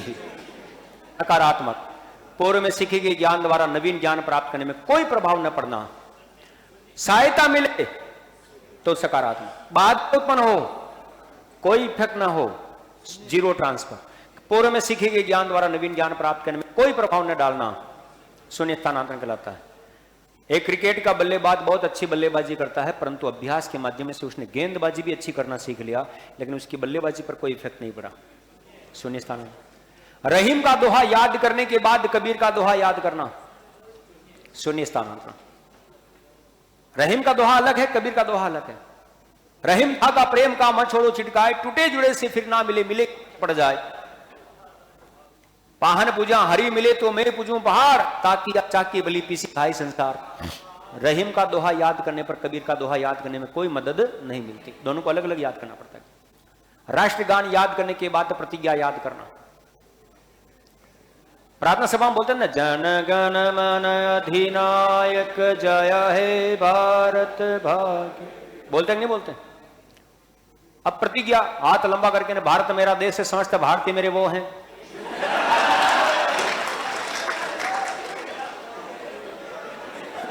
तो दोनों चीजें अलग अलग हैं। प्रतिज्ञा याद करने पर राष्ट्रगान याद करने में कोई मदद नहीं मिलेगी, दोनों चीजें अलग हैं।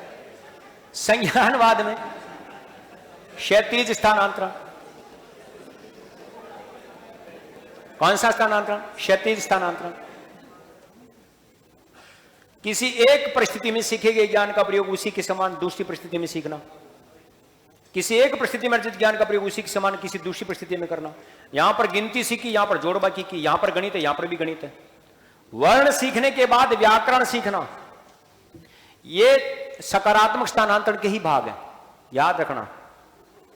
ये सकारात्मक, यहां पर शून्य स्थानांतरण था, ठीक है? ये तीनों हैं,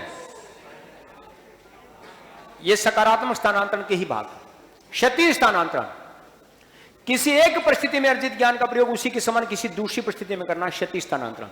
गिनती सीखने के बाद जोड़बाकी भाग, वर्ण सीखने के बाद व्याकरण। ऊर्ध्व वर्टिकल लर्निंग ट्रांसफर, हॉरिजॉन्टल और वर्टिकल। ऊर्ध्व स्थानांतरण, किसी निम्न परिस्थिति में अर्जित ज्ञान का प्रयोग उच्च परिस्थिति में करना ऊर्ध्व स्थानांतरण कहलाता है। 7वीं कक्षा के बालक से 10वीं का पेपर दिलवाना ऊर्ध्व स्थानांतरण। रीट की तैयारी करने के बाद फर्स्ट ग्रेड का पेपर देना ऊर्ध्व स्थानांतरण। स्कूटर चलाना सीखने के बाद मोटर कार चलाना सीखना ऊर्ध्व स्थानांतरण। और याद रखना द्विपार्श्व बिलेटरल द्विपार्श्व स्थानांतरण कौन सा बेटा? द्विपार्श्व स्थानांतरण। किसी शरीर के किसी एक अंग को प्रशिक्षित करने के पश्चात शरीर के किसी एक अंग को प्रशिक्षित करने के पश्चात अगर उसका प्रभाव शरीर के अन्य अंगों पर पड़े तो उसे द्विपार्श्व स्थानांतरण कहते हैं। दाएं हाथ में चोट लगने पर बाएं हाथ से लिखना और बाएं हाथ में चोट लगने पर दाएं हाथ से लिखना द्विपार्श्व स्थानांतरण। 2 फलक, एक फलक पर कोई प्रभाव आएगा तो उसी बात को हम दूसरे फलक पर भी लागू कर सकते हैं। क्रिकेट के किसी बल्लेबाज द्वारा दोनों साइड में खेल लेना, राइटी लेफ्ट में खेल सकता है, लेफ्टी राइट में खेल सकता है, तो ये द्विपार्श्व का होता है। तो अधिगम स्थानांतरण का लॉजिक। एक पॉइंट आता है अधिगम वक्र, लर्निंग कर्व। अधिगम वक्र बालक बालिकाओं के द्वारा किए जाने वाले अभ्यास के उपरांत सीखी जाने वाली विषय वस्तु की मात्रा बताने वाले वक्र को अधिगम वक्र कहते हैं।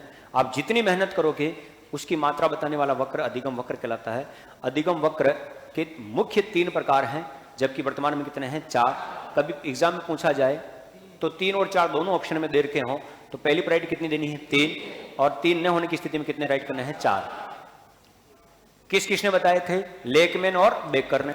लेकमैन ने कितने बताया? 1। बेकर ने कितने बताए? 3। करेक्ट, ये याद रखना। सरल रेखीय, कौन सा रेखीय बेटा? सरल रेखीय। बालक बालिकाओं के द्वारा किए जाने वाले अभ्यास में निरंतर वृद्धि करने पर अधिगम रेखा एक सरल रेखा के रूप में प्राप्त होती है। इस कारण इससे बनने वाला वक्र सरल रेखीय। कौन सा वक्र बेटा? सरल रेखीय। सरल रेखीय। और इसका वक्र कैसा बनता है? इस प्रकार से। बालक बालिकाओं के द्वारा किए जाने वाले अभ्यास, यहां पर अभ्यास है, यहां पर अधिगम है। बालक बालिकाओं के द्वारा किए निरंतर वृद्धि करने पर, बालक बालिकाओं के द्वारा किए जाने वाले अभ्यास में निरंतर वृद्धि करने पर अधिगम की मात्रा में भी वृद्धि होती है। इसे अधिगम रेखा एक सरल रेखा के रूप में प्राप्त होती है। इस कारण इससे बनने वाला वक्र सरल रेखीय वक्र कहलाता है। दूसरा वक्र आता है उन्नतोदर। कौन सा बेटा? उन्नतोदर वक्र।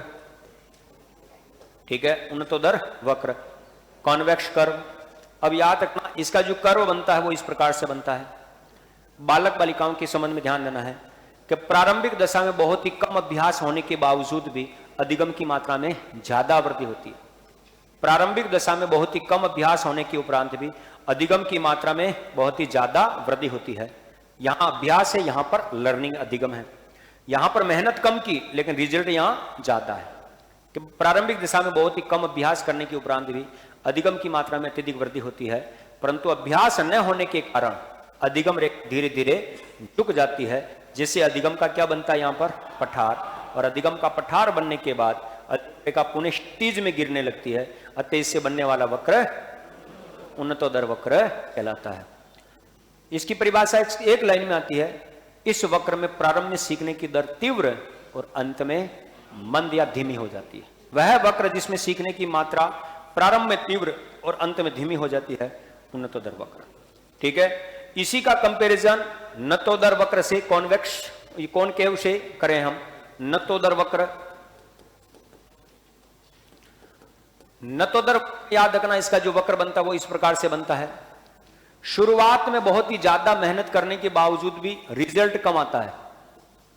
प्रारंभिक दशा में बहुत ही अधिक अभ्यास करने के बावजूद भी अधिगम की मात्रा में कम वृद्धि होती है, परंतु अभ्यास में और वृद्धि करने पर धीरे धीरे अधिगम की मात्रा में भी वृद्धि होने लगती है।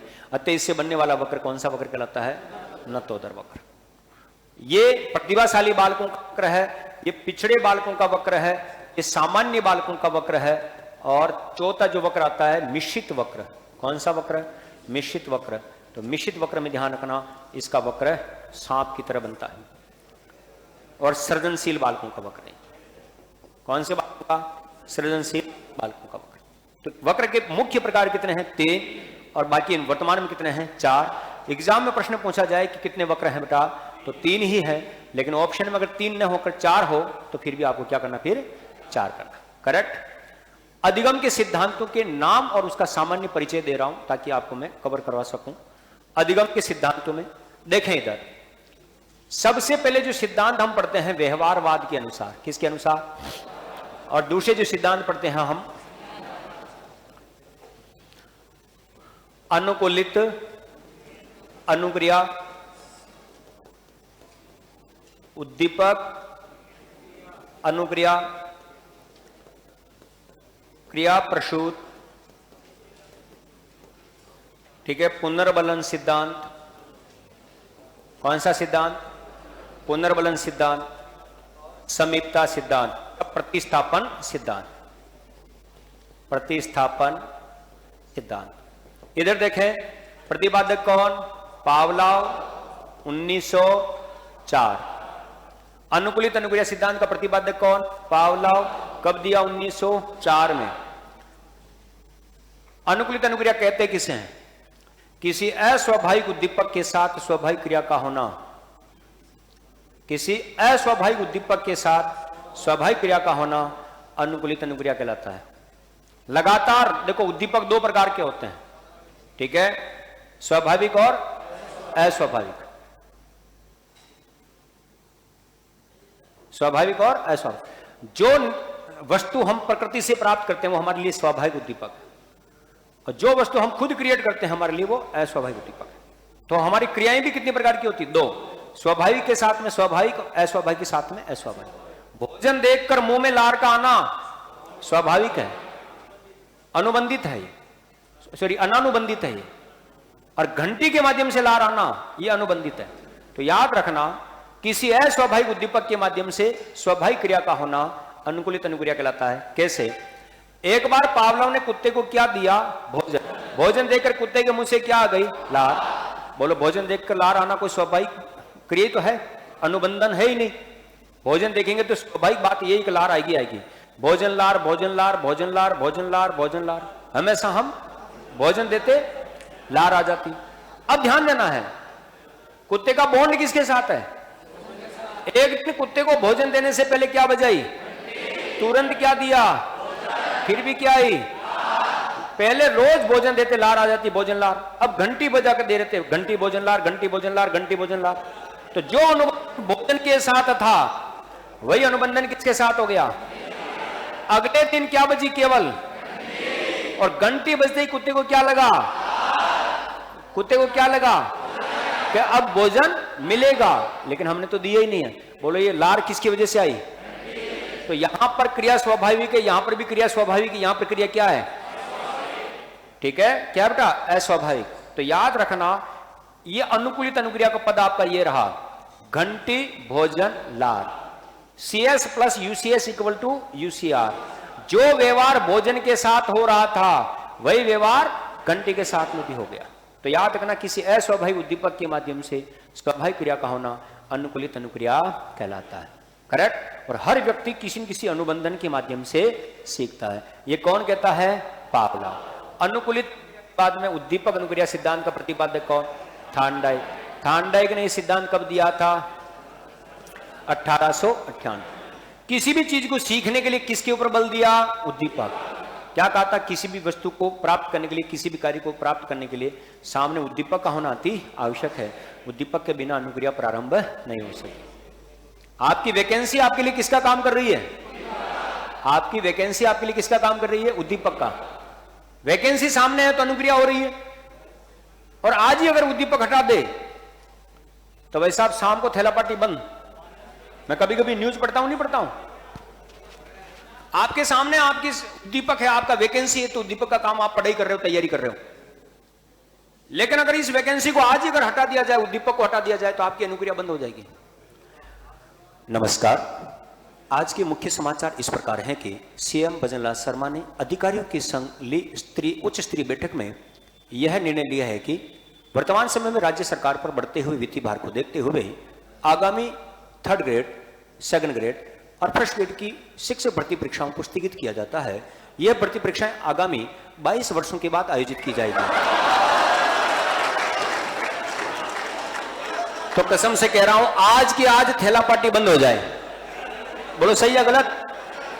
तो ये उद्दीपक है तो अनुक्रिया है, और उद्दीपक नहीं तो अनुक्रिया नहीं हो सकती।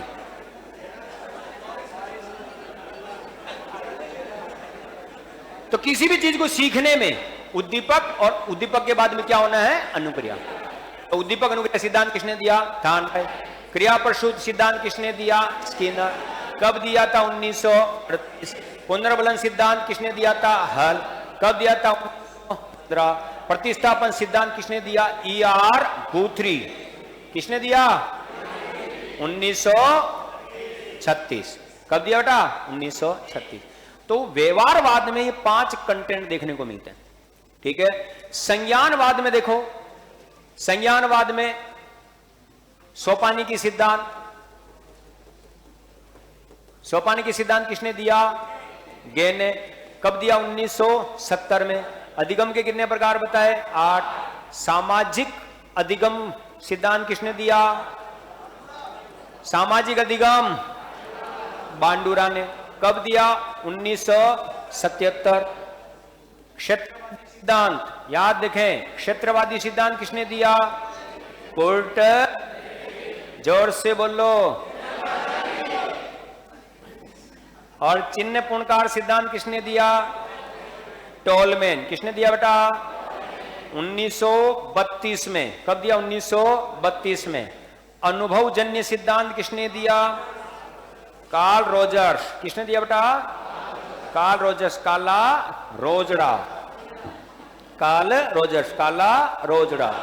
अधिगम का शाब्दिक अधिगम सिद्धांत, ठीक है, शाब्दिक अधिगम सिद्धांत किसने दिया? आशु बेल, ठीक है। त्रिज्य निर्मितवादी सिद्धांत, निर्मितवादी सिद्धांत किसने दिया बेटा? जेरोम ब्रूनर, ठीक है। निर्मितवादी सिद्धांत किसने दिया था? Jerome Bruner. और याद रखना गेस्टाल्टवादी सिद्धांत, गेस्टाल्टवादी सिद्धांत, ठीक है, किसने दिया? वर्दीमर, कोफका और कॉलर। 1925। तो ये संज्ञानवाद। अब दिमाग में आता है व्यवहारवाद में और संज्ञानवाद में कंपैरिजन क्या है। व्यवहारवादी मनोवैज्ञानिक वातावरणीय क्रियाओं पर बल देते हुए अनुबंधन से सिखाने की बात करते हैं। संज्ञानवादी व्यक्ति जो है वो ये कहते हैं कि बालक खुद अपने ज्ञान की संरचना का निर्माण करता है स्वयं सक्रिय होकर अपनी मेंटलिटी के माध्यम से। ये मानसिक क्रियाओं पर बल देते हैं, ये अनुबंधन पर बल देते हैं। ये अनुबंधन से सिखाएंगे, ये खुद रिसर्च एक्शन के आधार पर सिखाने पर बल देते हैं। करेक्ट। छोटे छोटे पॉइंटों पर मैं आपको और बात बता देता हूं। आगे वाला पॉइंट कौन सा हमारे लिए? व्यक्तित्व, पर्सनालिटी, है ना, व्यक्तित्व।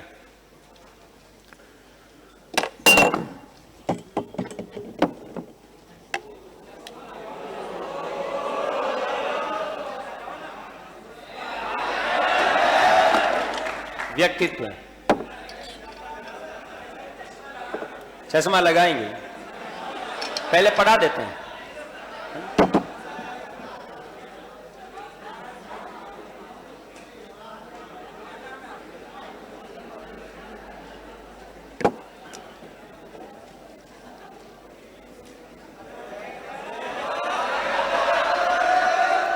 व्यक्तित्व है। व्यक्तित्व का संबंध सीधा इधर देखें। व्यक्तित्व शब्द का पहली बार प्रयोग, थोड़ा सा सपोर्ट, इतना साथ दिया है, 5-15 मिनट का सपोर्ट देखें ताकि मैं सर्कल पूरा कर सकूं। और जितने पूरे सर्कल हम जितना भी जानेंगे 100% ये चीजें आपके कहीं ना कहीं काम आएगी। देखें, व्यक्तित्व शब्द का पहली बार प्रयोग किसने किया? और व्यक्तित्व का संबंध हमेशा किससे होता है? वातावरण में हम समायोजन जब करते हैं तो समायोजन करने के लिए हमारे पास में कितने गुण होने चाहिए? 2, शारीरिक और मानसिक।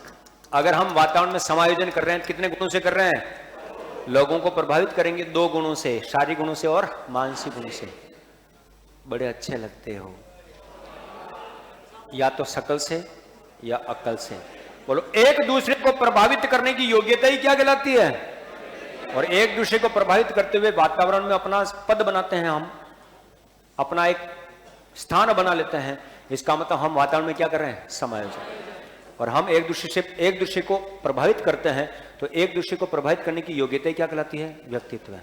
शकल बड़ी प्यारी है आपकी, तो किसी को देखकर ऐसे मन में आता ना, अगर तुम मिल जाओ जमाना छोड़ देंगे हम। अगर शकल ठीक ठाक है, अकल अच्छी है, तो भी हमें भाई ने क्या दिमाग पाया यार, ये तो बात है। तो एक दूसरे को प्रभावित करने की योग्यता ही व्यक्तित्व कहलाती है। या व्यक्तित्व व्यक्ति के मानसिक शारीरिक, व्यक्तित्व व्यक्ति के मनोशारीरिक गुणों का गत्यात्मक एनर्जेटिक संगठन है, जिससे व्यक्ति अपने वातावरण में समायोजन स्थापित करता है। ऑलपोर्ट की परिभाषा है। व्यक्तित्व को हम अंग्रेजी में पर्सनालिटी कहते हैं। क्या कहते हैं बेटा? पर्सनालिटी कहते हैं। व्यक्तित्व अंग्रेजी की पर्सनालिटी शब्द का हिंदी रूपांतरण है, जिसकी उत्पत्ति लैटिन भाषा के पर्सोना शब्द से हुई है, जिसका मतलब क्या हुआ? नकली चेहरा या मुखौटा। कि चेहरा क्या देखते हो, दिल में उतर के देखो ना, तो दिल में तो भाटे भरे हुए हैं, जगह ही नहीं है। मतलब लबों पे हंसी, दिल में खोट, तो इसका मतलब आपका झूठा मक्कार चेहरा है। मुखौटा, हर व्यक्ति चेहरा लगाकर घूम रहा है, मुखौटा नकली चेहरा लगाकर घूम रहा है। आपका व्यक्तित्व मेरे प्रति अलग है, दोस्तों के साथ अलग है, परिवार वालों के साथ अलग है। हर घड़ी हर वक्त आपका क्या बदलता है? व्यक्तित्व बदलता है। इसका मतलब नकली चेहरा लेकर घूम रहे होना है कि गैरों से क्या गिला करें जब अपने बदल गए, शीशा वही था मगर चेहरे बदल गए। तो हर समय आपका क्या बदलेगा? व्यक्तित्व बदलेगा। क्या बदलेगा बेटा? व्यक्तित्व। वाटसन ने हमें एक बात बताई थी कि हम जो कुछ भी करते हैं वही हमारा व्यक्तित्व है। आपके द्वारा किए जाने वाले कार्यों के आधार पर ही आपके व्यक्तित्व का पता चलता है कि आदमी बहुत बढ़िया है, आदमी बड़ो नालायक है ना। कि जब उनसे मिलते हैं तो बात भी कर लिया करते हैं, है ना। कि जब हम उनसे मिलते हैं तो बात भी कर लिया करते हैं और बातों बातों में हाल चाल भी जान लिया करते हैं। हाथ बढ़ा के यूं ना हमको दिया करो तुम चिट्ठी, क्योंकि हाथ आगे आने पर हम कभी कभी दबा भी दिया करते हैं।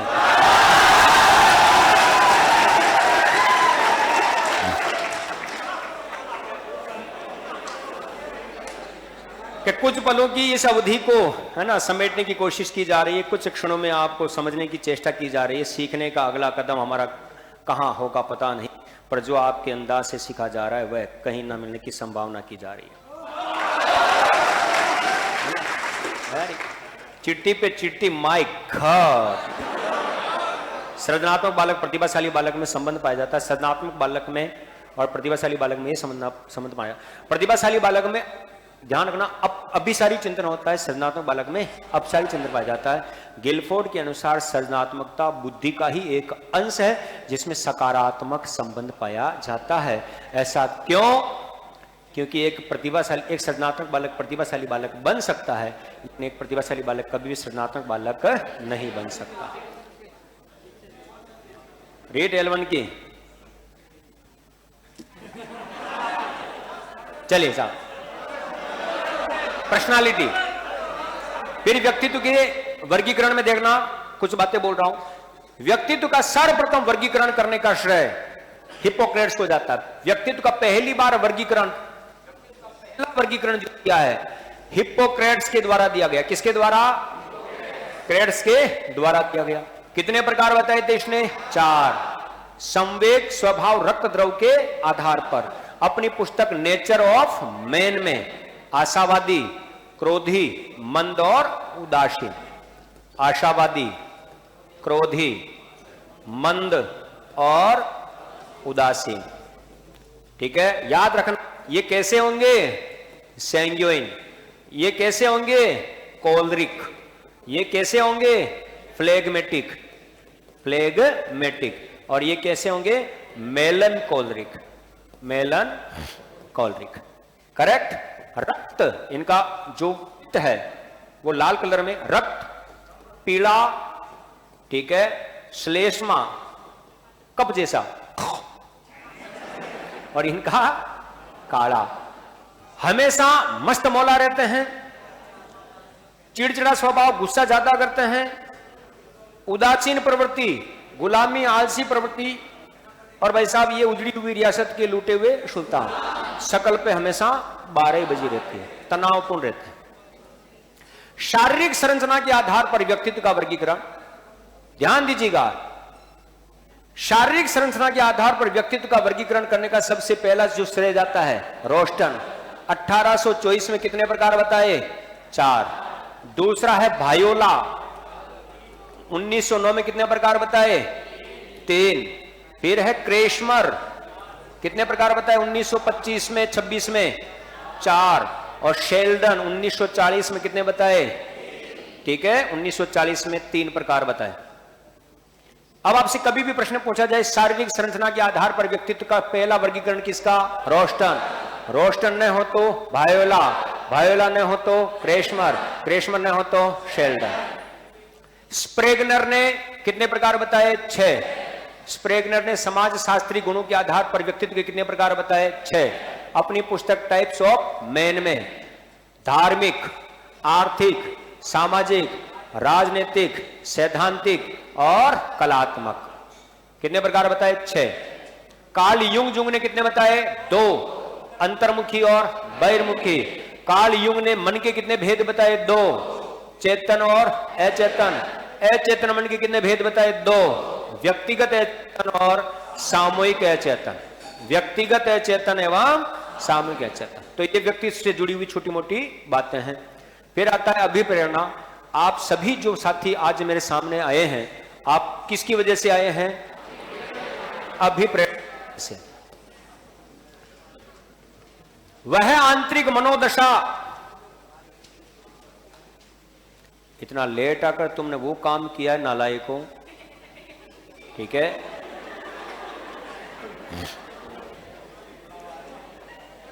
अब आ रहे हैं, मुझे सब पता है तुम कहां घूम रहे हो, है ना? देखें, वह आंतरिक मनोदशा जो व्यक्ति को कार्य करने के लिए प्रेरित करे, अभिप्रेरणा कहलाती है। जो वस्तु आपको कार्य करने के लिए प्रेरित करे, चाहे वो नेगेटिव हो या पॉजिटिव हो, आप अगर डर के कारण भी काम करने के लिए बाध्य हुए तो आपके लिए वो डर भी अभिप्रेरणा है। डर भी क्या है? अभिप्रेरणा। क्या नाम है आपका? रुक जा भाई, रुक जा, जेंडर चेक कराओ यार, मैं बात यहां कर रहा हूं, तुम बोल रहे हो। क्या नाम है? क्या नाम है? बिना। अच्छा बिना, मुझे एक बात बताओ कि कुत्ता तेज दौड़ता है कि इंसान? कुत्ता तेज दौड़ता है या इंसान? रुक जाओ भाई, रुक जा। और कुत्ता पीछे पड़ा हो तो इंसान। तो इंसान को तेज दौड़ने के लिए उसमें जो डर पैदा हुआ, डर ही उसके लिए किसका काम करेगा? अभिप्रेरणा। शराब पीना बुरी बात है, लेकिन शराबी के लिए शराब ही अभिप्रेरणा का काम करती है। तो जो तत्व आपको कार्य करने के लिए प्रेरित करे, बोलो कहलाती है, क्या कहलाती है बेटा? अभिप्रेरणा। अभिप्रेरणा के 3 स्रोत होते हैं। आवश्यकता, हर व्यक्ति की कोई न कोई आवश्यकता होती है। आवश्यकता चालक को जन्म देती है और प्रोत्साहन की प्राप्ति से चालक शांत होता है। तो अभिप्रेरणा के सोर्स कितने हैं? 3, आवश्यकता, चालक और प्रोत्साहन। अभिप्रेरणा कितने प्रकार की होती है? 2, आंतरिक और बाह्य। आप अपनी मर्जी से, अपनी इच्छा शक्ति से फिजिकल रिक्वायरमेंट के लिए कार्य कर रहे हो, आंतरिक अभिप्रेरणा। दूसरों से प्रभावित होकर कार्य कर रहे हो, बाह्य अभिप्रेरणा। राहुल 12 वर्ष की आयु में कहानी की पुस्तक पढ़ने में रुचि उत्पन्न करता है, आंतरिक अभिप्रेरणा। एक बालक पुरस्कार प्राप्ति के लिए कक्षा में प्रथम स्थान प्राप्त करता है, बाह्य। कंप्लीट। तो ये अभिप्रेरणा का छोटा सा चैप्टर वाली बात, हालांकि मैंने शॉर्ट लिया है इसको, लेकिन चीजें आपके लिए काम वाली है। फिर आता है समायोजन, कुसमायोजन। जिंदगी का जुगाड़ ही समायोजन है। समायोजन, कुसमायोजन। व्यक्ति की आवश्यकताओं एवं उसे प्रभावित करने वाले कारकों के मध्य संतुलन स्थापित करने की प्रक्रिया समायोजन कहलाती है। व्यक्ति की आवश्यकताओं एवं उसे प्रभावित करने वाले कारकों के मध्य संतुलन स्थापित करने की प्रक्रिया कहलाती है समायोजन। मैं हर बार कभी भी कोई नया बैच जब भी शुरू होता है, मैं एक एग्जांपल मोस्ट ऑफ से देता हूं कि एक बालक ऐसा है जो कॉलेज जाता है या स्कूल जाता है। एक दिन वो कॉलेज से आ रहा था या स्कूल से आ रहा था और उसका बैग किसी नुकीली चीज में अटक गया और उसका बैग फट गया। लग रहा हूं ना कॉलेज जाने वाला लड़का, नहीं लग रहा हूं, लग रहा हूं ना? क्या स्कूल? चलिए ठीक है। घर से निकलते ही कुछ दूर चलते ही मेरा बैग बस में अटक गया और बैग फट गया। फटे हुए बैग को लेकर मैं अपनी मम्मी के पास गया और मम्मी से बोला मुझे नया बैग दिलाओ। माँ ने कहा पैसे नहीं। पापा से बोला, पापा ने बोला पैसे नहीं। बोलो मेरी आवश्यकता क्या है? बैग। मेरी आवश्यकता को प्रभावित कौन कर रहा है? पैसा, जो मेरे पेरेंट्स के पास में था नहीं, तो मैंने अपने फटे हुए बैग को खुद ने क्या कर दिया? सील दिया। तो मेरी आवश्यकता की क्या हो गई? पूर्ति। बोलो समायोजन का संबंध हमेशा किससे होता है? आवश्यकता की पूर्ति से होता है। व्यक्ति की आवश्यकताओं उसे प्रभावित करने वाले कारकों के मध्य संतुलन स्थापित करने की प्रक्रिया समायोजन कहलाती है। जिंदगी भर समायोजन चलता है। जो बालक जो बालिक व्यक्ति अटैचमेंट नहीं करता है उसको आत्म संतुष्टि प्राप्त कभी नहीं होती। जिंदगी का जुगाड़ी समायोजन है। जिंदगी में जो चाहा, जिस चाहा, नहीं मिला, फिर जो मिला उसी से काम चलाया। बोलो यही समायोजन है। न मामा बीच कानो मामू ठीक, यही तो समायोजन है। समायोजन की कई प्रकार की विधियां हैं। कम ऊंचाई वाली लड़की द्वारा हिल वाली चप्पल पहनना। बोलो फिजिकल में छोटी रह गई तो हाइट बढ़ जाएगी ना चप्पल से। किसी विकलांग बालक द्वारा कक्षा में प्रथम स्थान प्राप्त करना, क्या है बेटा? समायोजन। कम बालों वाले व्यक्ति द्वारा विक लगाना, बोलो क्या हो रहा है? समायोजन। सही है कि नहीं? मेरे भी कमी है कि बालों की नुमाइश में मगन देख रहा हूं, कि बालों की नुमाइश में मगन देख रहा हूं, बरसों से जिसे उजड़ा चमन देख रहा हूं। ससुर है का मैंने ऐसा लगाया है चश्मा, मैं रात में बकरी को हिरण देख रहा हूं।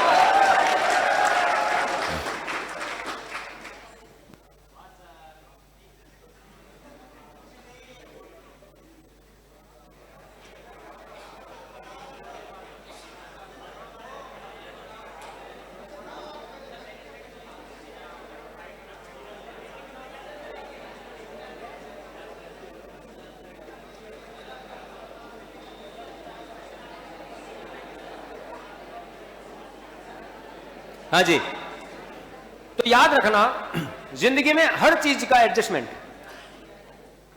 जहां पर भी अपनी समस्याएं आती हैं उन समस्याओं का समाधान करने के लिए प्रत्यक्ष और अप्रत्यक्ष विधियों का प्रयोग करते हैं। पति पत्नी का झगड़ा, बच्चों की पिटाई, समायोजन। पति पत्नी का झगड़ा, बर्तनों का फूटना, समायोजन। किसी के घर से बाहर निकल रहे हो और घर के अंदर से ट्रेडिंग टड़ांग की आवाज आ रही हो तो समझ लेना समायोजन हो रहा है। प्रेमी प्रेमिका का झगड़ा, बगीचे में फूल पत्तियों का नाश, समायोजन। माता पिता के द्वारा डांटने पर घर के बाहर बैठे कुत्ते को पत्थर मारना, है ना, विस्थापन है। क्या हो रहा है बेटा? विस्थापन हो रहा है। समायोजन की विधि है ये। माता पिता के द्वारा डांटने पर तालाब के किनारे बैठे बैठे तालाब में पत्थर फेंकना। ठहरे हुए पानी,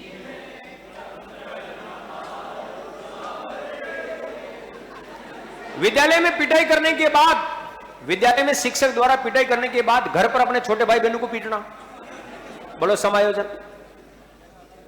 परीक्षा पेपर देने के लिए पेपर अच्छा न होने पर परिवीक्षक को दोषी ठहराना कि वो टीचर बेकार था, प्रिंसिपल बेकार था। अपनी असफलता का दोष दूसरों पर डालना प्रक्षेपण कहलाता है। नाच न जाने आंगन टेढ़ा, बोलो समायोजन। राजस्थान में पुलिस में चयन न होने पर पुलिस प्रशासन को भ्रष्ट बताना, बोलो औचित्य स्थापन या युक्तिकरण।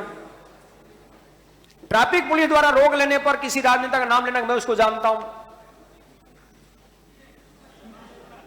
बोलो क्या हो? तादात्म्यकरण। क्या हो रहा है? तादात्म्यकरण। ससुराल से परेशान होकर अपने मायके लौटने वाली लड़की द्वारा अपनी मां की गोद में सिर रखकर सोना जैसे वो 8 साल की छोटी बच्ची हो। किसी वयस्क पुरुष द्वारा बालकों की भांति फूट फूट करके रोना, प्रतिगमन। संत तुलसीदास द्वारा रामचरितमानस की रचना करना, उदात्तीकरण, उन्नयन। उदात्तीकरण, प्रेम की बाजी हारने वाले लोगों द्वारा साहित्य सृजन का कार्य करना, उदात्तीकरण ओनियन, संतान विहीन महिला द्वारा अनाथ आश्रम खोल लेना, उदात्तीकरण ओनियन। तो ये सारी मैकेनिज्म हैं जिसके माध्यम से एडजस्टमेंट किया जाता है। और अंतिम कैटेगरी में आपका पॉइंट ले रहा हूं, इसके बाद में आपका साथ टेस्ट पेपर बताना शुरू कर दूं। विशिष्ट बालक का कैटेगरी, और विशिष्ट बालक की कैटेगरी में देखो, इधर देखें, सब विशिष्ट बालक का कैटेगरी कर रहा हूं मैं। विशिष्ट बालक टेस्ट आपको अच्छे से देना है, याद रखना। जो आज आपने चीजें पढ़ी इससे रिलेटेड प्रश्न भी आएंगे, आपके पूर्व अनुभव पे भी प्रश्न आएंगे। और अगर मुझसे आपको सरप्राइज गिफ्ट चाहिए बेहतरीन, तो आप टेस्ट अच्छे से ईमानदारी से दीजिएगा, ठीक है। चीटिंग विकारा नहीं करनी, जो हमारे मूल स्वभाव में है, क्योंकि बाल्यावस्था में चोरी करने की भावना का विकास हो जाता है। देखें इधर, ये विशिष्ट बालक वाला जो चैप्टर है आपके जीवन से जुड़ा हुआ है, आपकी क्लास में ही बच्चे थे सारे। ये पहला देखो प्रतिभाशाली, दूसरा कौन सा पिछड़ा। पिछड़े कितने प्रकार के? सामान्य, विशिष्ट, सामूहिक और व्यक्तिगत। बोलो पिछड़े बालक कितने होते हैं? 4। फिर आता है शारीरिक पिछड़े। कौन से? शारीरिक पिछड़े। और शारीरिक पिछड़े कितने, कौन कौन से? देखो, अंधे। अंधे 2 प्रकार के होते हैं, पूरे अंधे और आंशिक अंधे, जिनको कुछ भी दिखाई न देता हो।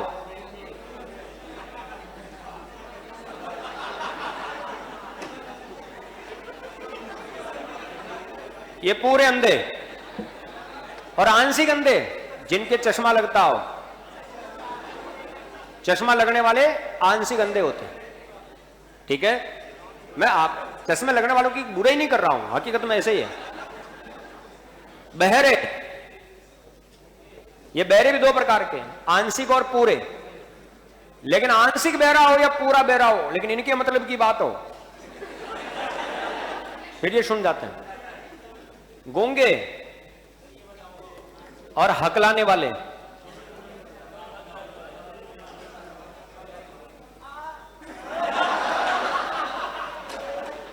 आज के बाद तेज होगा। 3 जो भी स्टूडेंट होंगे उनको गिफ्ट दूंगा।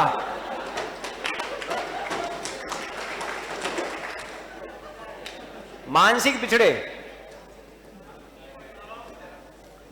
समस्यात्मक बालक। समस्यात्मक आइटम 2 प्रकार के होते हैं, आक्रामक और दमित। अपने संवेगों को तीव्र गति से प्रकट करने वाला बालक आक्रामक, और किसी अज्ञात आशंका या डर के कारण अपने विचारों को प्रकट न करने वाला बालक दमित बालक कहलाता है। अंगूठा चूसने वाला, नाखून चबाने वाला दमित प्रवृत्ति का होता है। नाखून चबाने वाला और अंगूठा चूसने वाले बालकों की आदत को छुड़ाने के लिए इनको पैंट ढीली पहनाओ, क्योंकि इनको पता है कि सावधानी हटी तो ये इसमें। फिर आता है सृजनात्मक बालक। कौन सा बालक? सृजनात्मक बालक। और अधिगम निर्योग्य बालक, लर्निंग डिसेबिलिटी से ग्रसित। ये सारे कैटेगरी के स्टूडेंट हैं जो आपके जीवन में आपसे जुड़े रहे हैं, करेक्ट। तो जैसा कि मैंने आपको कहा था कि मैं पूरा सर्कल लूंगा, उस सर्कल में चाहे मैंने शॉर्ट लिया है, बहुत शॉर्ट लिया, मैं तो खुद बता रहा हूं, लेकिन सर्कल पूरा पढ़ने का मैंने प्रयास किया है। आज की ये क्लास आपके लिए बहुत महत्वपूर्ण साबित होगी। और इस क्लास में